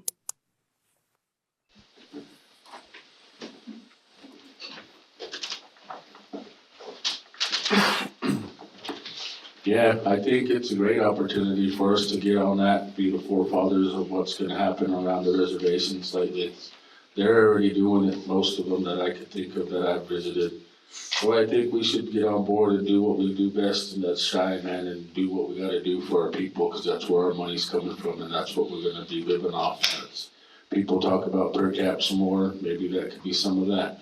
But I think most of it should be allocated to get, more law enforcement, more fish and game officers, more things for the people here to protect us and help us out, because everybody's always looking for money to pay for things, and this is where I think it's going to come from. Thank you.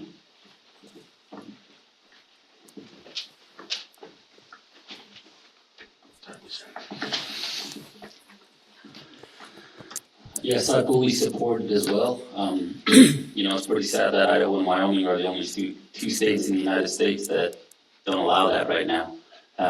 It would be a great source of revenue for us as a tribe, but I think it could also help with a lot of other issues as mentioned. I think there are a lot of medicinal purposes to it, but it's always caught a bad name. And it caught a bad name because the federal government gave it a bad name.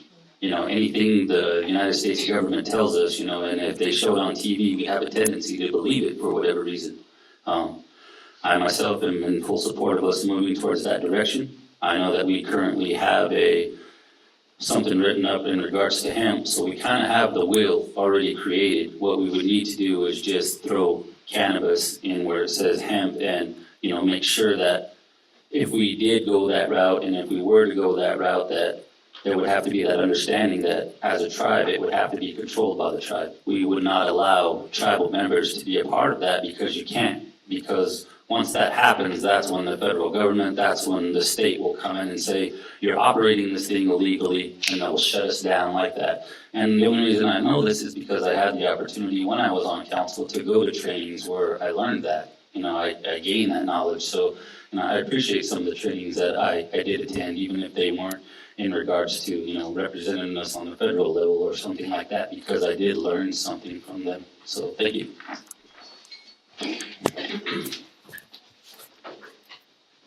So I've been doing a lot of research on this topic in general, simply because looking at the federal government and their stance in it, they're starting to walk it back now. And I think the federal government now realizes that there's a lot of incidences where they've done wrong. They're walking back a lot of their federal mandates for people who are being arrested with marijuana, simply because they don't see marijuana as that illicit drug that it used to be.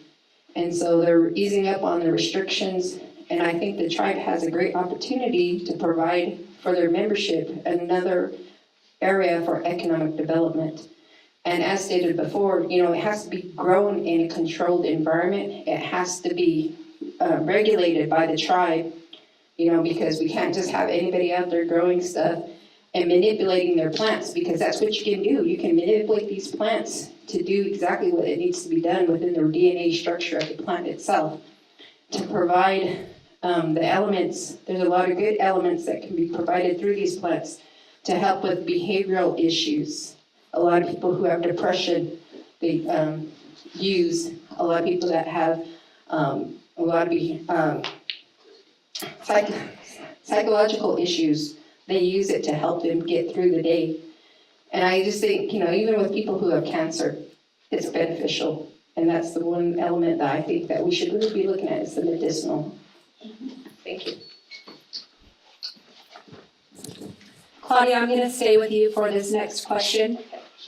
And go ahead and keep this one at a minute 30. If voted in, what ways of traditional leadership would you exhibit as a tribal leader? Traditional leadership. Well, in reference to traditional leadership, you know, it takes a lot to sit up here. You have 6 individuals right now who's currently sitting up here or have sat up here. You have one newcomer coming in. It takes a lot. And one thing I always learned, like from my mom, when you're talking to people, stand up and talk to them. You know, take ownership of who you are as an individual. Talk to your membership the way they would like to be talked to. Don't talk down to them. Don't talk, you know, don't on each other. And I've tried my best. And sometimes it's hard. It's hard to be up here. And you got to listen to, you know, everybody has something of an element that they bring forward. And you got to sit there and you got to listen. And sometimes you get yelled at. And sometimes people come away from meeting with you and they're very mad. And all you can really do as an individual is say a prayer for them and hope that in some way, somehow, the Creator helps them in whatever it was that they were looking for. And that's one thing that I have done in the past, is when people come forward and they're not able to get what they asked for, you know, I always say a small prayer for them to ask the Creator to help them in some way.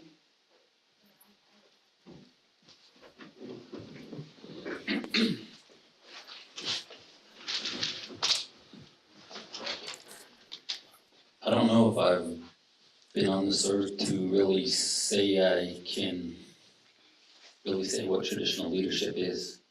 But I guess if I had to guess, I would say traditional leadership is, leaders back then, back in the day, I would imagine traditional leadership as, our ancestors, those people up there in those paintings that lived in those TVs that, looked out for their people, that protected their people. To me, that's a form of traditional leadership is, that willingness to always want to do the best for your people. And, as Ms. Washington stated, that can't always happen. Sometimes that doesn't always happen, and sometimes you can't always give the people what they want. And it's unfortunate because, realistically, you have to do your best to try to spread it out and be as fair as you can. And it's not always your decision as a leader. You have to have 4 other people at least agree with you up here to make that pass for that individual or whoever it is coming before you to, discuss their issues. And traditional leadership to me, I guess, is just doing your best to try to take care of that person, to try to take care of your nonaligned out there as best you can. Whether you're praying for them, whether you're sacrificing for them, to me, that's another form of traditional leadership is, in my opinion, if you're a leader sitting up here, you should be making that sacrifice every year in those sundances, in some type of ceremonies, praying for your people, because that's important. Thank you.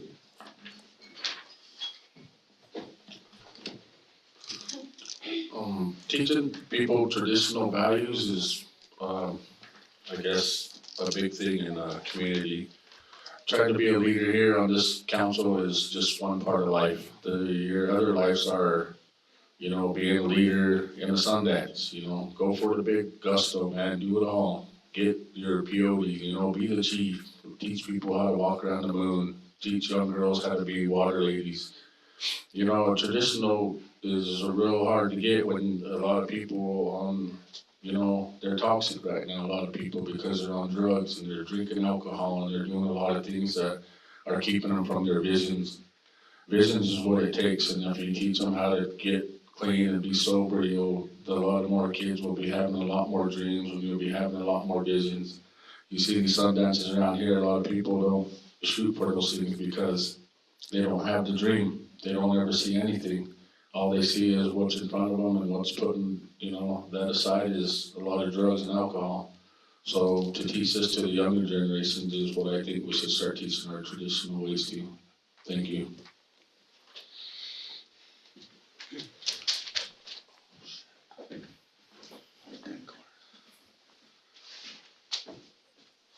Wow, that's a question.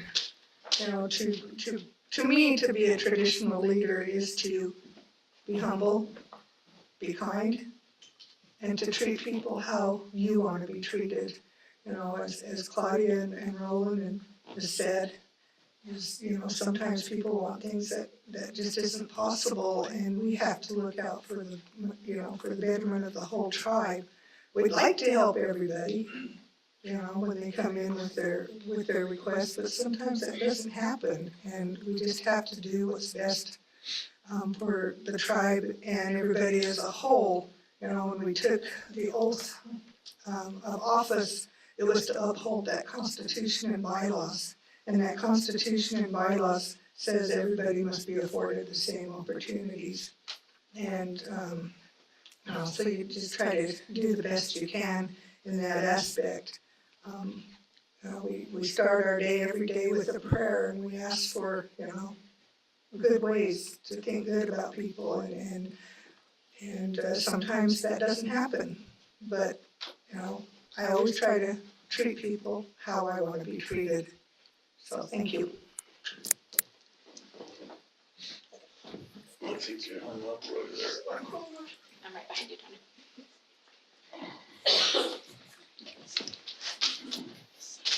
So, you have to have foresight. You have to believe in the future. You have to know what your traditions are, your customs, your practices, your family beliefs, and then you have to live them. You have to know what your elements are. You need to know what your 4 directions are, what they mean. Every one of them is important.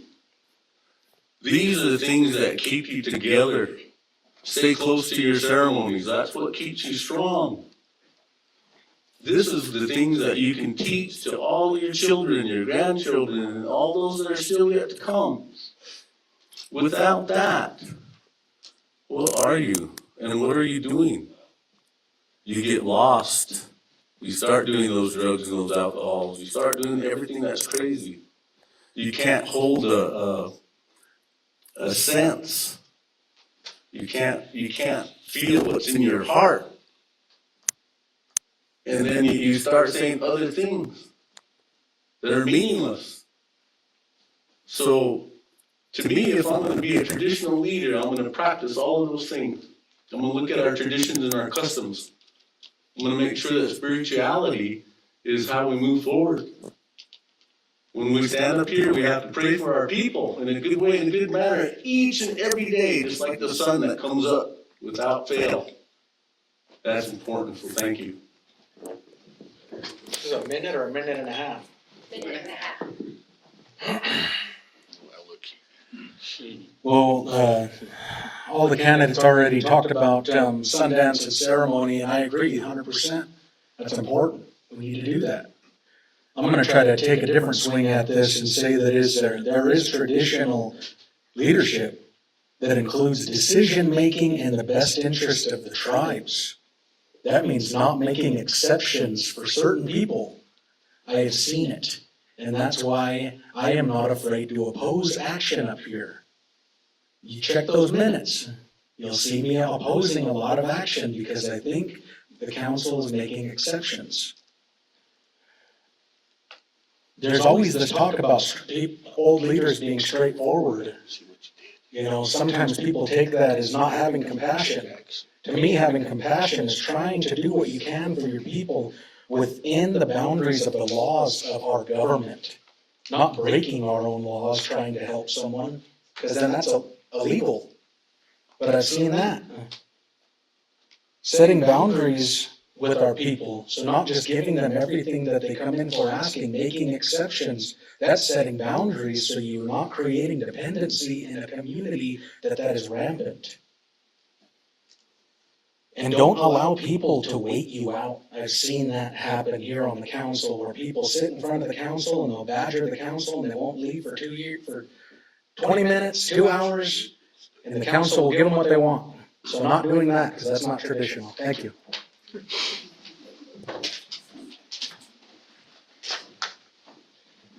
Galen, I'm going to stay with you for this next question. We always say our children are our future. What are your ideas to lift our children up and lead in the future?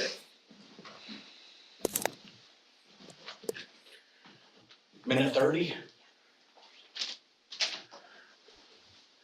You know, one of the things that I told the membership I would do when I came in here was create opportunities for our younger people, and I did that. The first year I came in, I was very, very involved in creating that FHBC intern, and I oversaw them. I saw their work. And I worked with Jessica James to help figure out how we were going to get them paid with the council to set money aside. And that was something I felt strongly about, and I still do.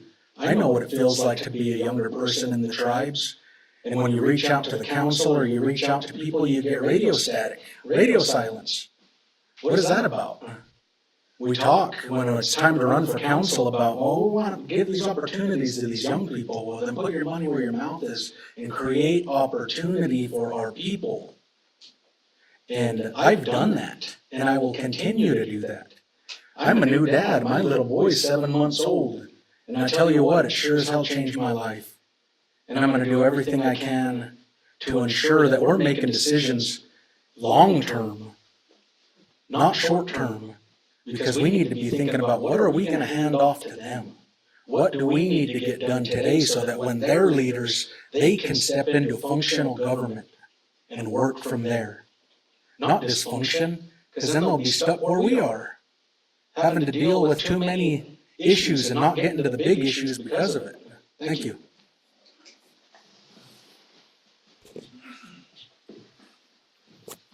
So the first thing that needs to be done, and I know I've tried to do that with my constituents in the past, and failed because I was sitting in the chairman's seat versus the voting seat. But this time, I'm looking at making sure that the education budget is double. And that's not a hard thing to do, because it's so small right now, it would be really easy to double. And we take that from leases, the land lease that's a Tribanks already. So when you do that, you start from kindergarten all the way up, but you gotta make sure they're healthy children too. Gotta make sure they got lots of food, make sure their bodies are exercising, and ensuring that they got a good head start, right? And that's what becomes important at the end of the day, because at the end of that day, somebody's turning back into a baby. They're getting older, and we have to watch out for them too. So you can't forget that part. That part is just as important as the very beginning. And that's how things work. Well, it's supposed to work that way if you have those kind of beliefs. Thank you.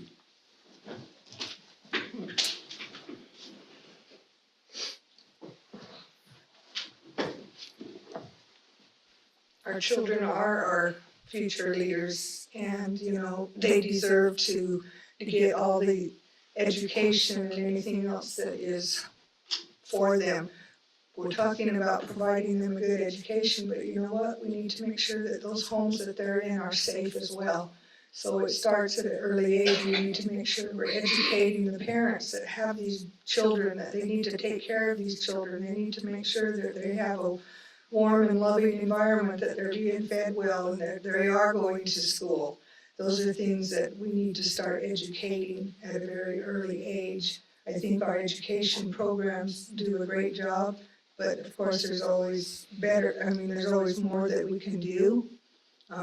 We've seen an increase in our graduates, both high school and college, so that's great, that's awesome, but we still need to educate our families on how to take care of these children so we can nurture them even more, so that they become even more smarter than they already are becoming.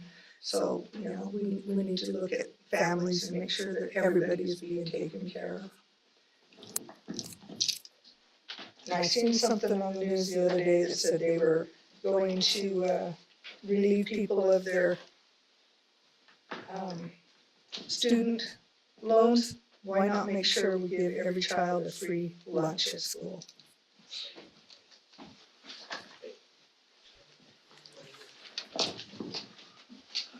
I'm gonna aim mine at the high school too. There's opportunity here for everybody, and I think everybody's a tribal member that's born, everybody's a tribal member that's around this place, so why not give these children some property when they graduate? You know, I kicked this idea around at several lodges to where they graduate, finish all their grades from, you know, 9th grade to 12th grade with a successful diploma, you know, give them an acre and a quarter so they have a place to call home, so they have a place to do something when they grow up. Everybody's always trying to figure out how people's gonna live here, you know, that's up to ante, you know, like Galen says, put their money's where their mouth is, you know. We got a lot of property here, let's start giving it away. We can't always hoard it. We're a tribe, everybody deserves a piece of the pie. Thank you.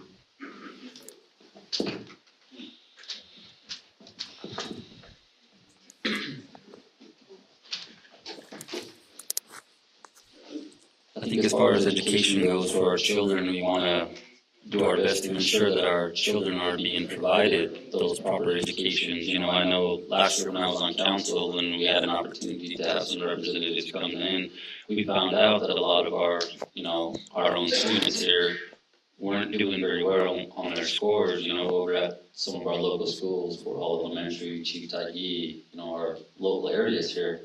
So, you know, we have to find ways to reach our children. We have to find ways to educate them, I think, with this, to teach them things, because this is what we all rely on, not just our children. We're addicted to this thing just as much as they are. Probably some of us even worse than our kids, but that's how we reach them.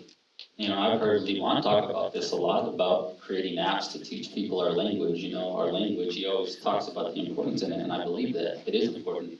I myself don't speak the language, and I forgot to answer the portion of that question, but I too would very much like to learn my language, and I do enjoy hearing it. I love hearing our language, that used to be one of the joys that I had as a kid, going to Elderly Nutrition and hearing our old people talk. I miss that, and I may not ever get to speak it in my lifetime, but I hope that the future generations of our tribe can, and the only way that they're going to be able to do that is if we educate them and teach them how to do that. So I hope that we can move in that direction. Thank you. What an awesome question on an awesome night. We just had how many graduations in one night, so this is a great question. And for me, education is my background. That's where I come from, and for my educational career. And it does, learning starts in the home. So in our homes, we have to have loving homes that do support education, because that's where the basis of a child's knowledge is going to start. So we have to make sure our homes are healthy, and that they're out there and they're providing for those children to have that love of knowledge, whether it's traditional knowledge or educational knowledge or academic knowledge. It's all good and it's all the same. Once we have that going in our households, we're going to be better off as people.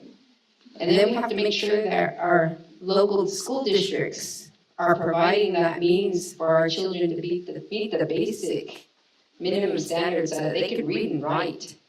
A lot of our children, when they get to 8th grade or even 6th grade, they're way behind in their with their counterparts. We have to make sure that they are progressing at an early age. And then when they get to college, it's even better off because they'll just continue on. So we as a tribe, when we start doing that, we'll be better off. Thank you. Yeah, we'll stay with you, Claudia.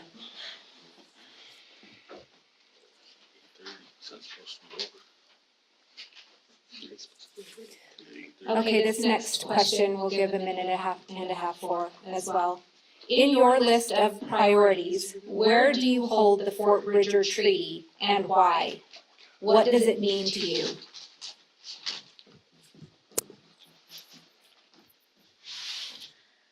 First and foremost, that's what we should all be working towards. We should always be making sure that we're protecting that treaty, because that treaty has more elements than just when somebody says protect our treaty or protect our treaty rights, we automatically think of hunting and fishing rights. But there's so much more under that element. We have our right to health care, we have a right to education, and we need to make sure that we're advocating and being knowledgeable on all aspects of what it states in our treaty. So for me, protecting and preserving our treaty rights, all treaty rights, should be a priority for anybody who sits in these positions. Thank you.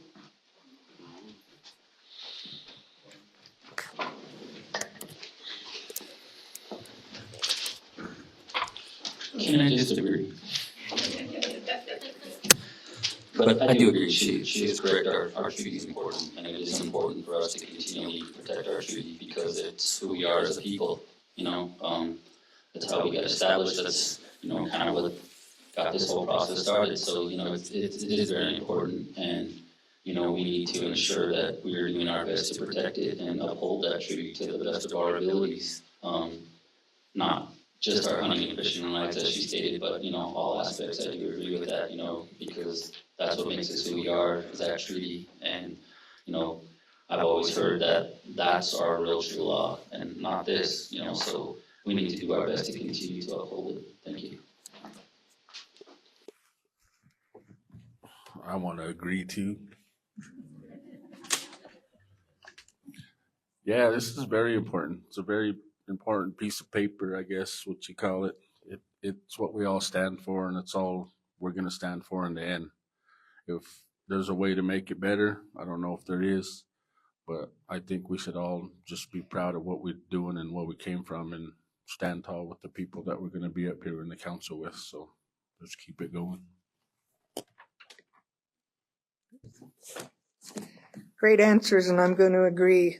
One of the things that was brought to my attention by a former council member that I served with was, and it made me do a lot of thinking, was our leaders agreed to that treaty not knowing how to write or speak English.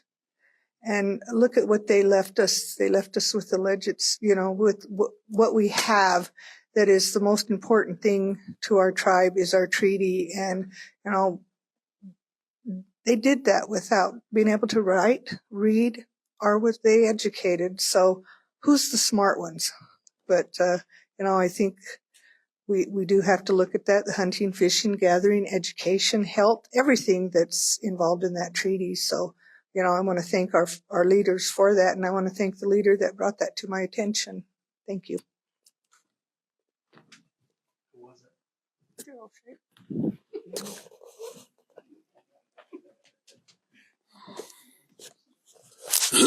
So, law of the land is what it's called. And, in this day and age, it's a little bit different than when it was written or boilerplated to us in some ways. Meaning it's different today because we rely on the resources that it provides. But there's more resources in it that we need to go after because our tribes are growing. It's not getting smaller. And we need those resources to complete a future. So myself and my mother and my sister and a couple others came in front of council to go after the Bannock side of the reservation. And, there's some controversy there back and forth, but just by looking at the words written on that treaty, it's set aside for us to come after when we decide to do that. But I asked this council for that support, and they wouldn't do it because they thought it was tied to attorney funds going out, which it's not. And so I'd really appreciate the fact that we have those abilities in our back pockets to go after those resources, to go after that Bannock reservation. I think that's what's important for our future. Thank you. Hung up right where your chair's at. Minute and a half. I could go all day on this, but at the end of the day, the Fort Bridger Treaty is our paramount document. That's all there is to it. And I know there's a lot of candidates always use these buzzwords about that. I say, I support the treaty. Can they tell you more than that? Because that's why you have to understand what's in here. Because that treaty is what it is, and it is the law of the land. But how often is that followed by the courts? And how often do you have to understand those federal cases that interpret those treaty rights? You have to understand that. Those treaty hunting cases, a lot of people like to talk about that. Can they tell you about Herrera? Can they tell you about Mille Lacs, Tino, Repsis, Cutler? Can they tell you about what indicia of occupancy is? Or unoccupied lands? Can they tell you about that Navajo case that limited Indian countries, what and how it was understood by the Indians? A paramount canon of construction in Indian law. These issues become political, and the Supreme Court that we have right now is political. And you need to understand the law that interprets these treaties as well as what is in the treaty itself. That is just as important. And I'll leave it at that. Thank you.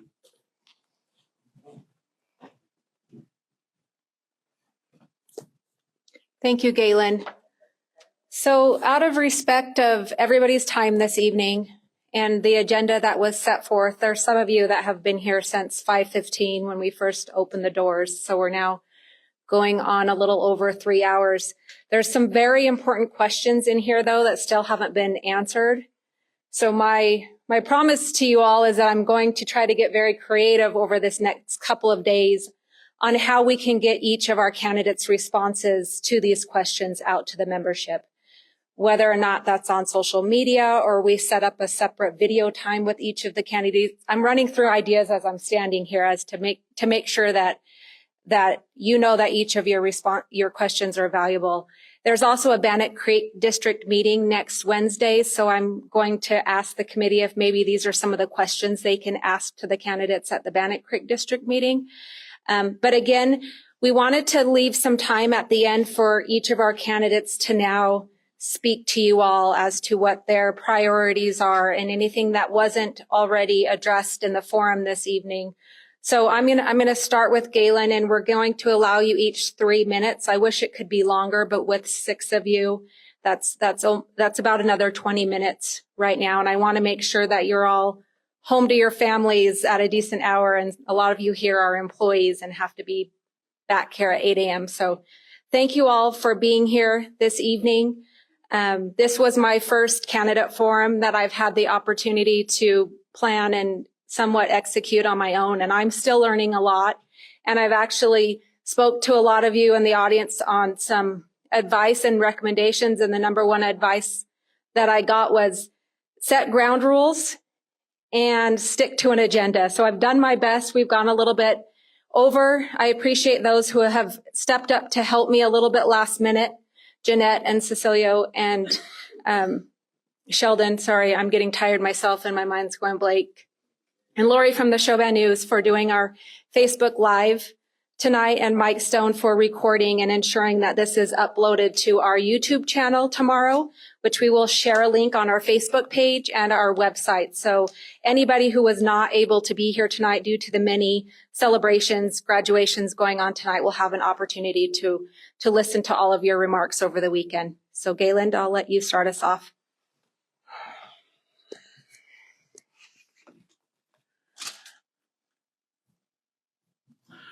I just want to keep this short and sweet, but it'll probably go the entire 3 minutes. Time just always goes fast when you're trying to speak up here.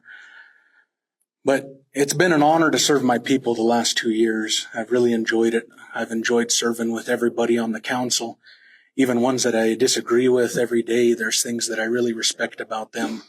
And it's been such a good learning experience, and it's been healing for me at times to be able to be a part of such an integral part of our government and to serve our people. That really is, it's honorable to me, and I feel thankful to my people for giving me that opportunity. I've sat in this office and I've exercised the utmost of my own integrity. I go to bed at night and I sleep well because I know I make the decisions that I believe are right. I've had people come into my office and get political, and people tell me, if you support that, we're going to get you out of there, or we're not going to vote for you. And the good thing about my resume and my background is I love this job, but I don't have to rely on it. So those kind of empty threats to me are just dirty politics. And if that's how people want to be and how they want to carry themselves, that's their baggage. That ain't mine. I come in here every day and act in the best interest of my people and the best interest of my tribes, and I'm damn proud to do it.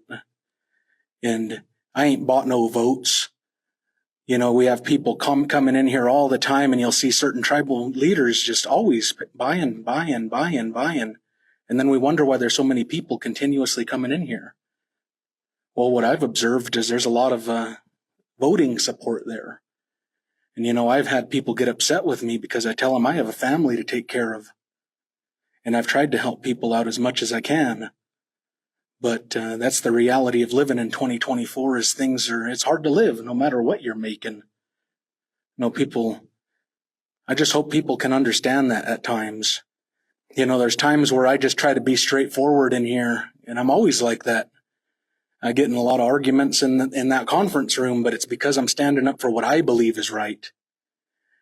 And I'm not always just sitting there voting in some group with someone else. I don't align myself with anyone because that's not who I am as a leader. I stand on my own 2 feet and I make the decisions that I believe are right. Sometimes I'm voting with one group, and next time I'm voting with others, and that's just how it is. I'm happy to do that. I'm not here to make friends on the council. I'm here to be a professional and to make decisions that are right and that are lawful. And I hope our people support me. And thank you for your support. That's it. Thank you.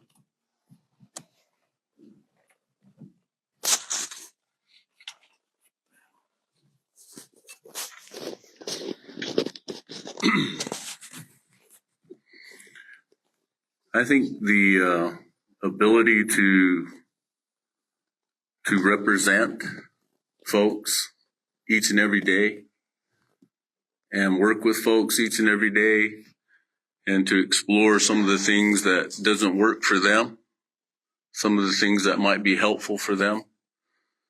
Because a lot of our folks aren't going to make it very long without health care, proper health care. A lot of our folks aren't going to make it without proper food, housing, education, ability, opportunity. That's what needs to be shared. That's what needs to happen. And I don't want no one to think that I'm just going to sit up here, because I'm not. I'll be sitting down here. I'll be joining you in the same fight that we have to do each and every day for all of us. But it starts with a really good prayer each and every day, like that sunrise, each and every day without fail. Those things are important. I know what happens without it. Nothing. Nothing will happen without it. So it becomes important to do those things all together. Our communities. I know Bannock Creek's a little upset because they feel like they're out of place. But they're not. Lincoln Creek, because they're farther out, but they're not.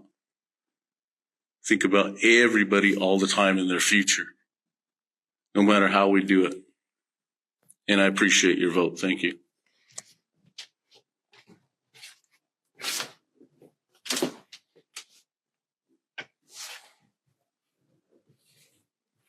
Thank you, Galen and Devin. As I mentioned earlier, when we take our oaths, it's an oath to uphold the Constitution and the bylaws, and that's what governs us. Is that, and the ordinances and policies and procedures we have in place. But I guess Devin brought up a very good point. Our prayers are very important to start our day off, and we do start our day off every day with a prayer asking us to make the best decision possible and to give us, the strength we need to do that. I'm not going to make any promises, because you can't. Not as one person, we can't make any promises. But what I can promise is that I will do the best job that I can to make sure that everybody is treated as fairly and as well as they should be, and that if they are eligible and they need the assistance, that we provide them or guide them to the right areas that can provide them that assistance. That's what we have programs for. So, we're very blessed here. I've been able to travel to a few places. We got mountains, we got water, we got land. We have everything, call it God's country, whether you're in Lincoln Creek, Ross Fork, Bannock Creek, down here on the flatlands. We're very blessed with what we have. And we need to continue to keep our land pristine so that our future generations have the right to this, have everything that we've been granted in our lifetime. So thank you, and I do appreciate your vote and your support.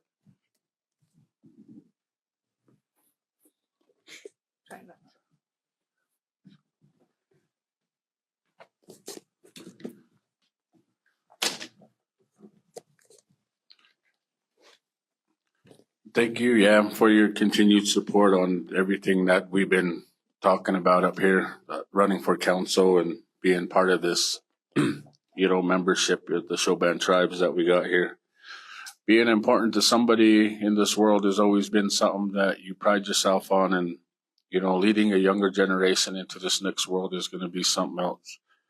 Whether make it in or not, it's been a good opportunity to always see and speak your mind and see what happens. But I'm pretty sure that if we get around to it, we'll be able to make sure that everybody walks away with a piece of the pie. Our reservation is going to look beautiful. We're going to have gated communities at one point. We're going to have cameras everywhere. We're going to have streetlights where streetlights belong. We're going to do our best to protect these elderly people, because they deserve the utmost respect to me. They've been here the longest. They're always going to be here. And I want to just make them happy by the time we leave. Thank you.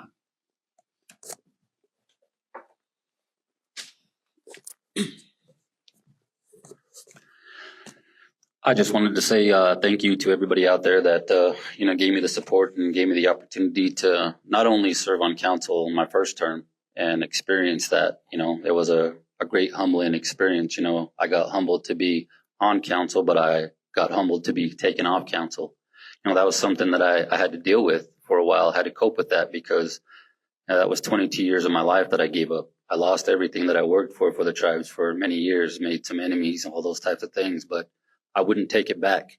It's the best honor I've held, and I'm a United States Marine. And, this to me is the next highest honor that I've ever held in my life as far as a job that I've actually had the, ability to do. So I've appreciated the support that got me in here, and my intentions of being in here are to do my best to work with the other individuals that are going to be sitting up here at this table, to always try my best to ensure that we're always in agreements, even though I know there's always going to be disagreements. That's just a part of how politics go. That's what happens when you have 7 different people in a room. You're not always going to agree, and sometimes you're going to disagree, and that's okay. But you have to, put the best interests of your people at hand. That's what I intend to do. And, I ran for council this last time around because I made a promise to an elder. An elder came up to me and asked me, told me he wanted me to run for council again. So I'm fulfilling my promise to him and the other elder that, asked me to run, that told me to put my name in there. So I just want to take this time to say thank you to them. Thank you to all of those out there watching in Facebook land that, have supported me. And I want to encourage all our members out there that have that ability to vote, to go out there and vote. Even if you don't vote for me, go out there and vote for the person that you support and help them get in here. Be a voice. Make that difference for your people. We have a lot of people here on this reservation that don't vote. But, when the time comes and these people get seated, they complain. Go out and be that voice. Put in here who you want to be in here. Support them or don't support them. It's entirely up to you. But I would just like to say I thank you all for your time. I thank you all for coming and joining us tonight.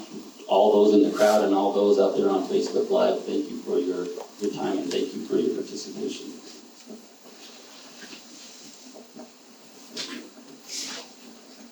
Well, first and foremost, I just want to say thank you to all the membership that's here tonight, and thanks to Echo and those who have supported her and helping her get this organized for this evening. And for those who are watching through Facebook, thank you for tuning in. And for me, the last 2 years, it's been a learning experience. It's been a very short 2 years. There's a lot that you come in here with, grand ideas and whatnot, but 2 years is a very short time to get anything done and accomplished, and feel like you've done a lot in reference to helping the membership move along in a positive way. And that's what your goal is in general, is to make sure that we're moving along and, that we're sustaining some economic development for our membership, that we're looking out for what the best interests of our tribal membership under the Constitution and bylaws, and that we're protecting and preserving our treaty, and that we're also protecting our land base, whether it's here on the reservation or off the reservation, because we do have land off the reservation and we need to protect that as well. It's a lot of things that come at you, and you got to learn a lot in a short amount of time. But I do, I've enjoyed my 2 years in being and taking part as a representative of this tribe, to be your representative, whether it's here locally or at the state level or on national level, because we all have to have a voice out there representing our tribe, not just here locally, not just at the state level, but also on the national level. We have to be there, we have to be concise, and we have to know exactly what it is that we're talking about. We have to be able to convey our message. A lot of times we get left out. There's a lot of stuff that filters through your emails on any given day, and it's hard to go through every single email and then try to provide a response to it. But you know what? You do what you do, and you prioritize. And you got to rely on 6 other individuals to assist you in that, and getting those things done on a daily basis. So I appreciate the work that the other 6 individuals that I have the pleasure to have worked with last year and this year. It's been a really good learning experience, and I enjoy my time being a representative for each and every one of you. And I just ask for your support for whoever it may be, whether it's me or someone else, I just ask you to get out and vote, because your vote does count. Thank you.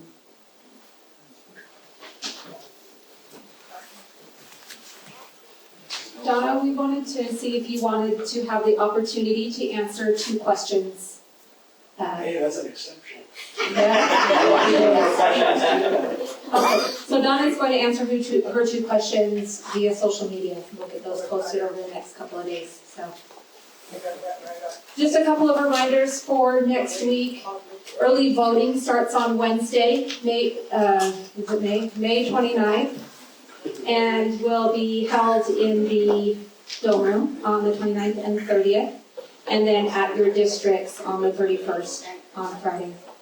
And the Bannock Creek District meeting is on Wednesday at the Water Wheel property. And we did post notice earlier today that the Fort Hall District meeting was canceled for the month of May, but will resume in June. So candidates, your final opportunity to get out there and speak to the membership will be Bannock Creek, unless there are some other activities over the weekend I'm not aware of. And voting for Bannock Creek District is happening at the Water Wheel property as well on Friday. So thank you all again for being here. Have a great evening.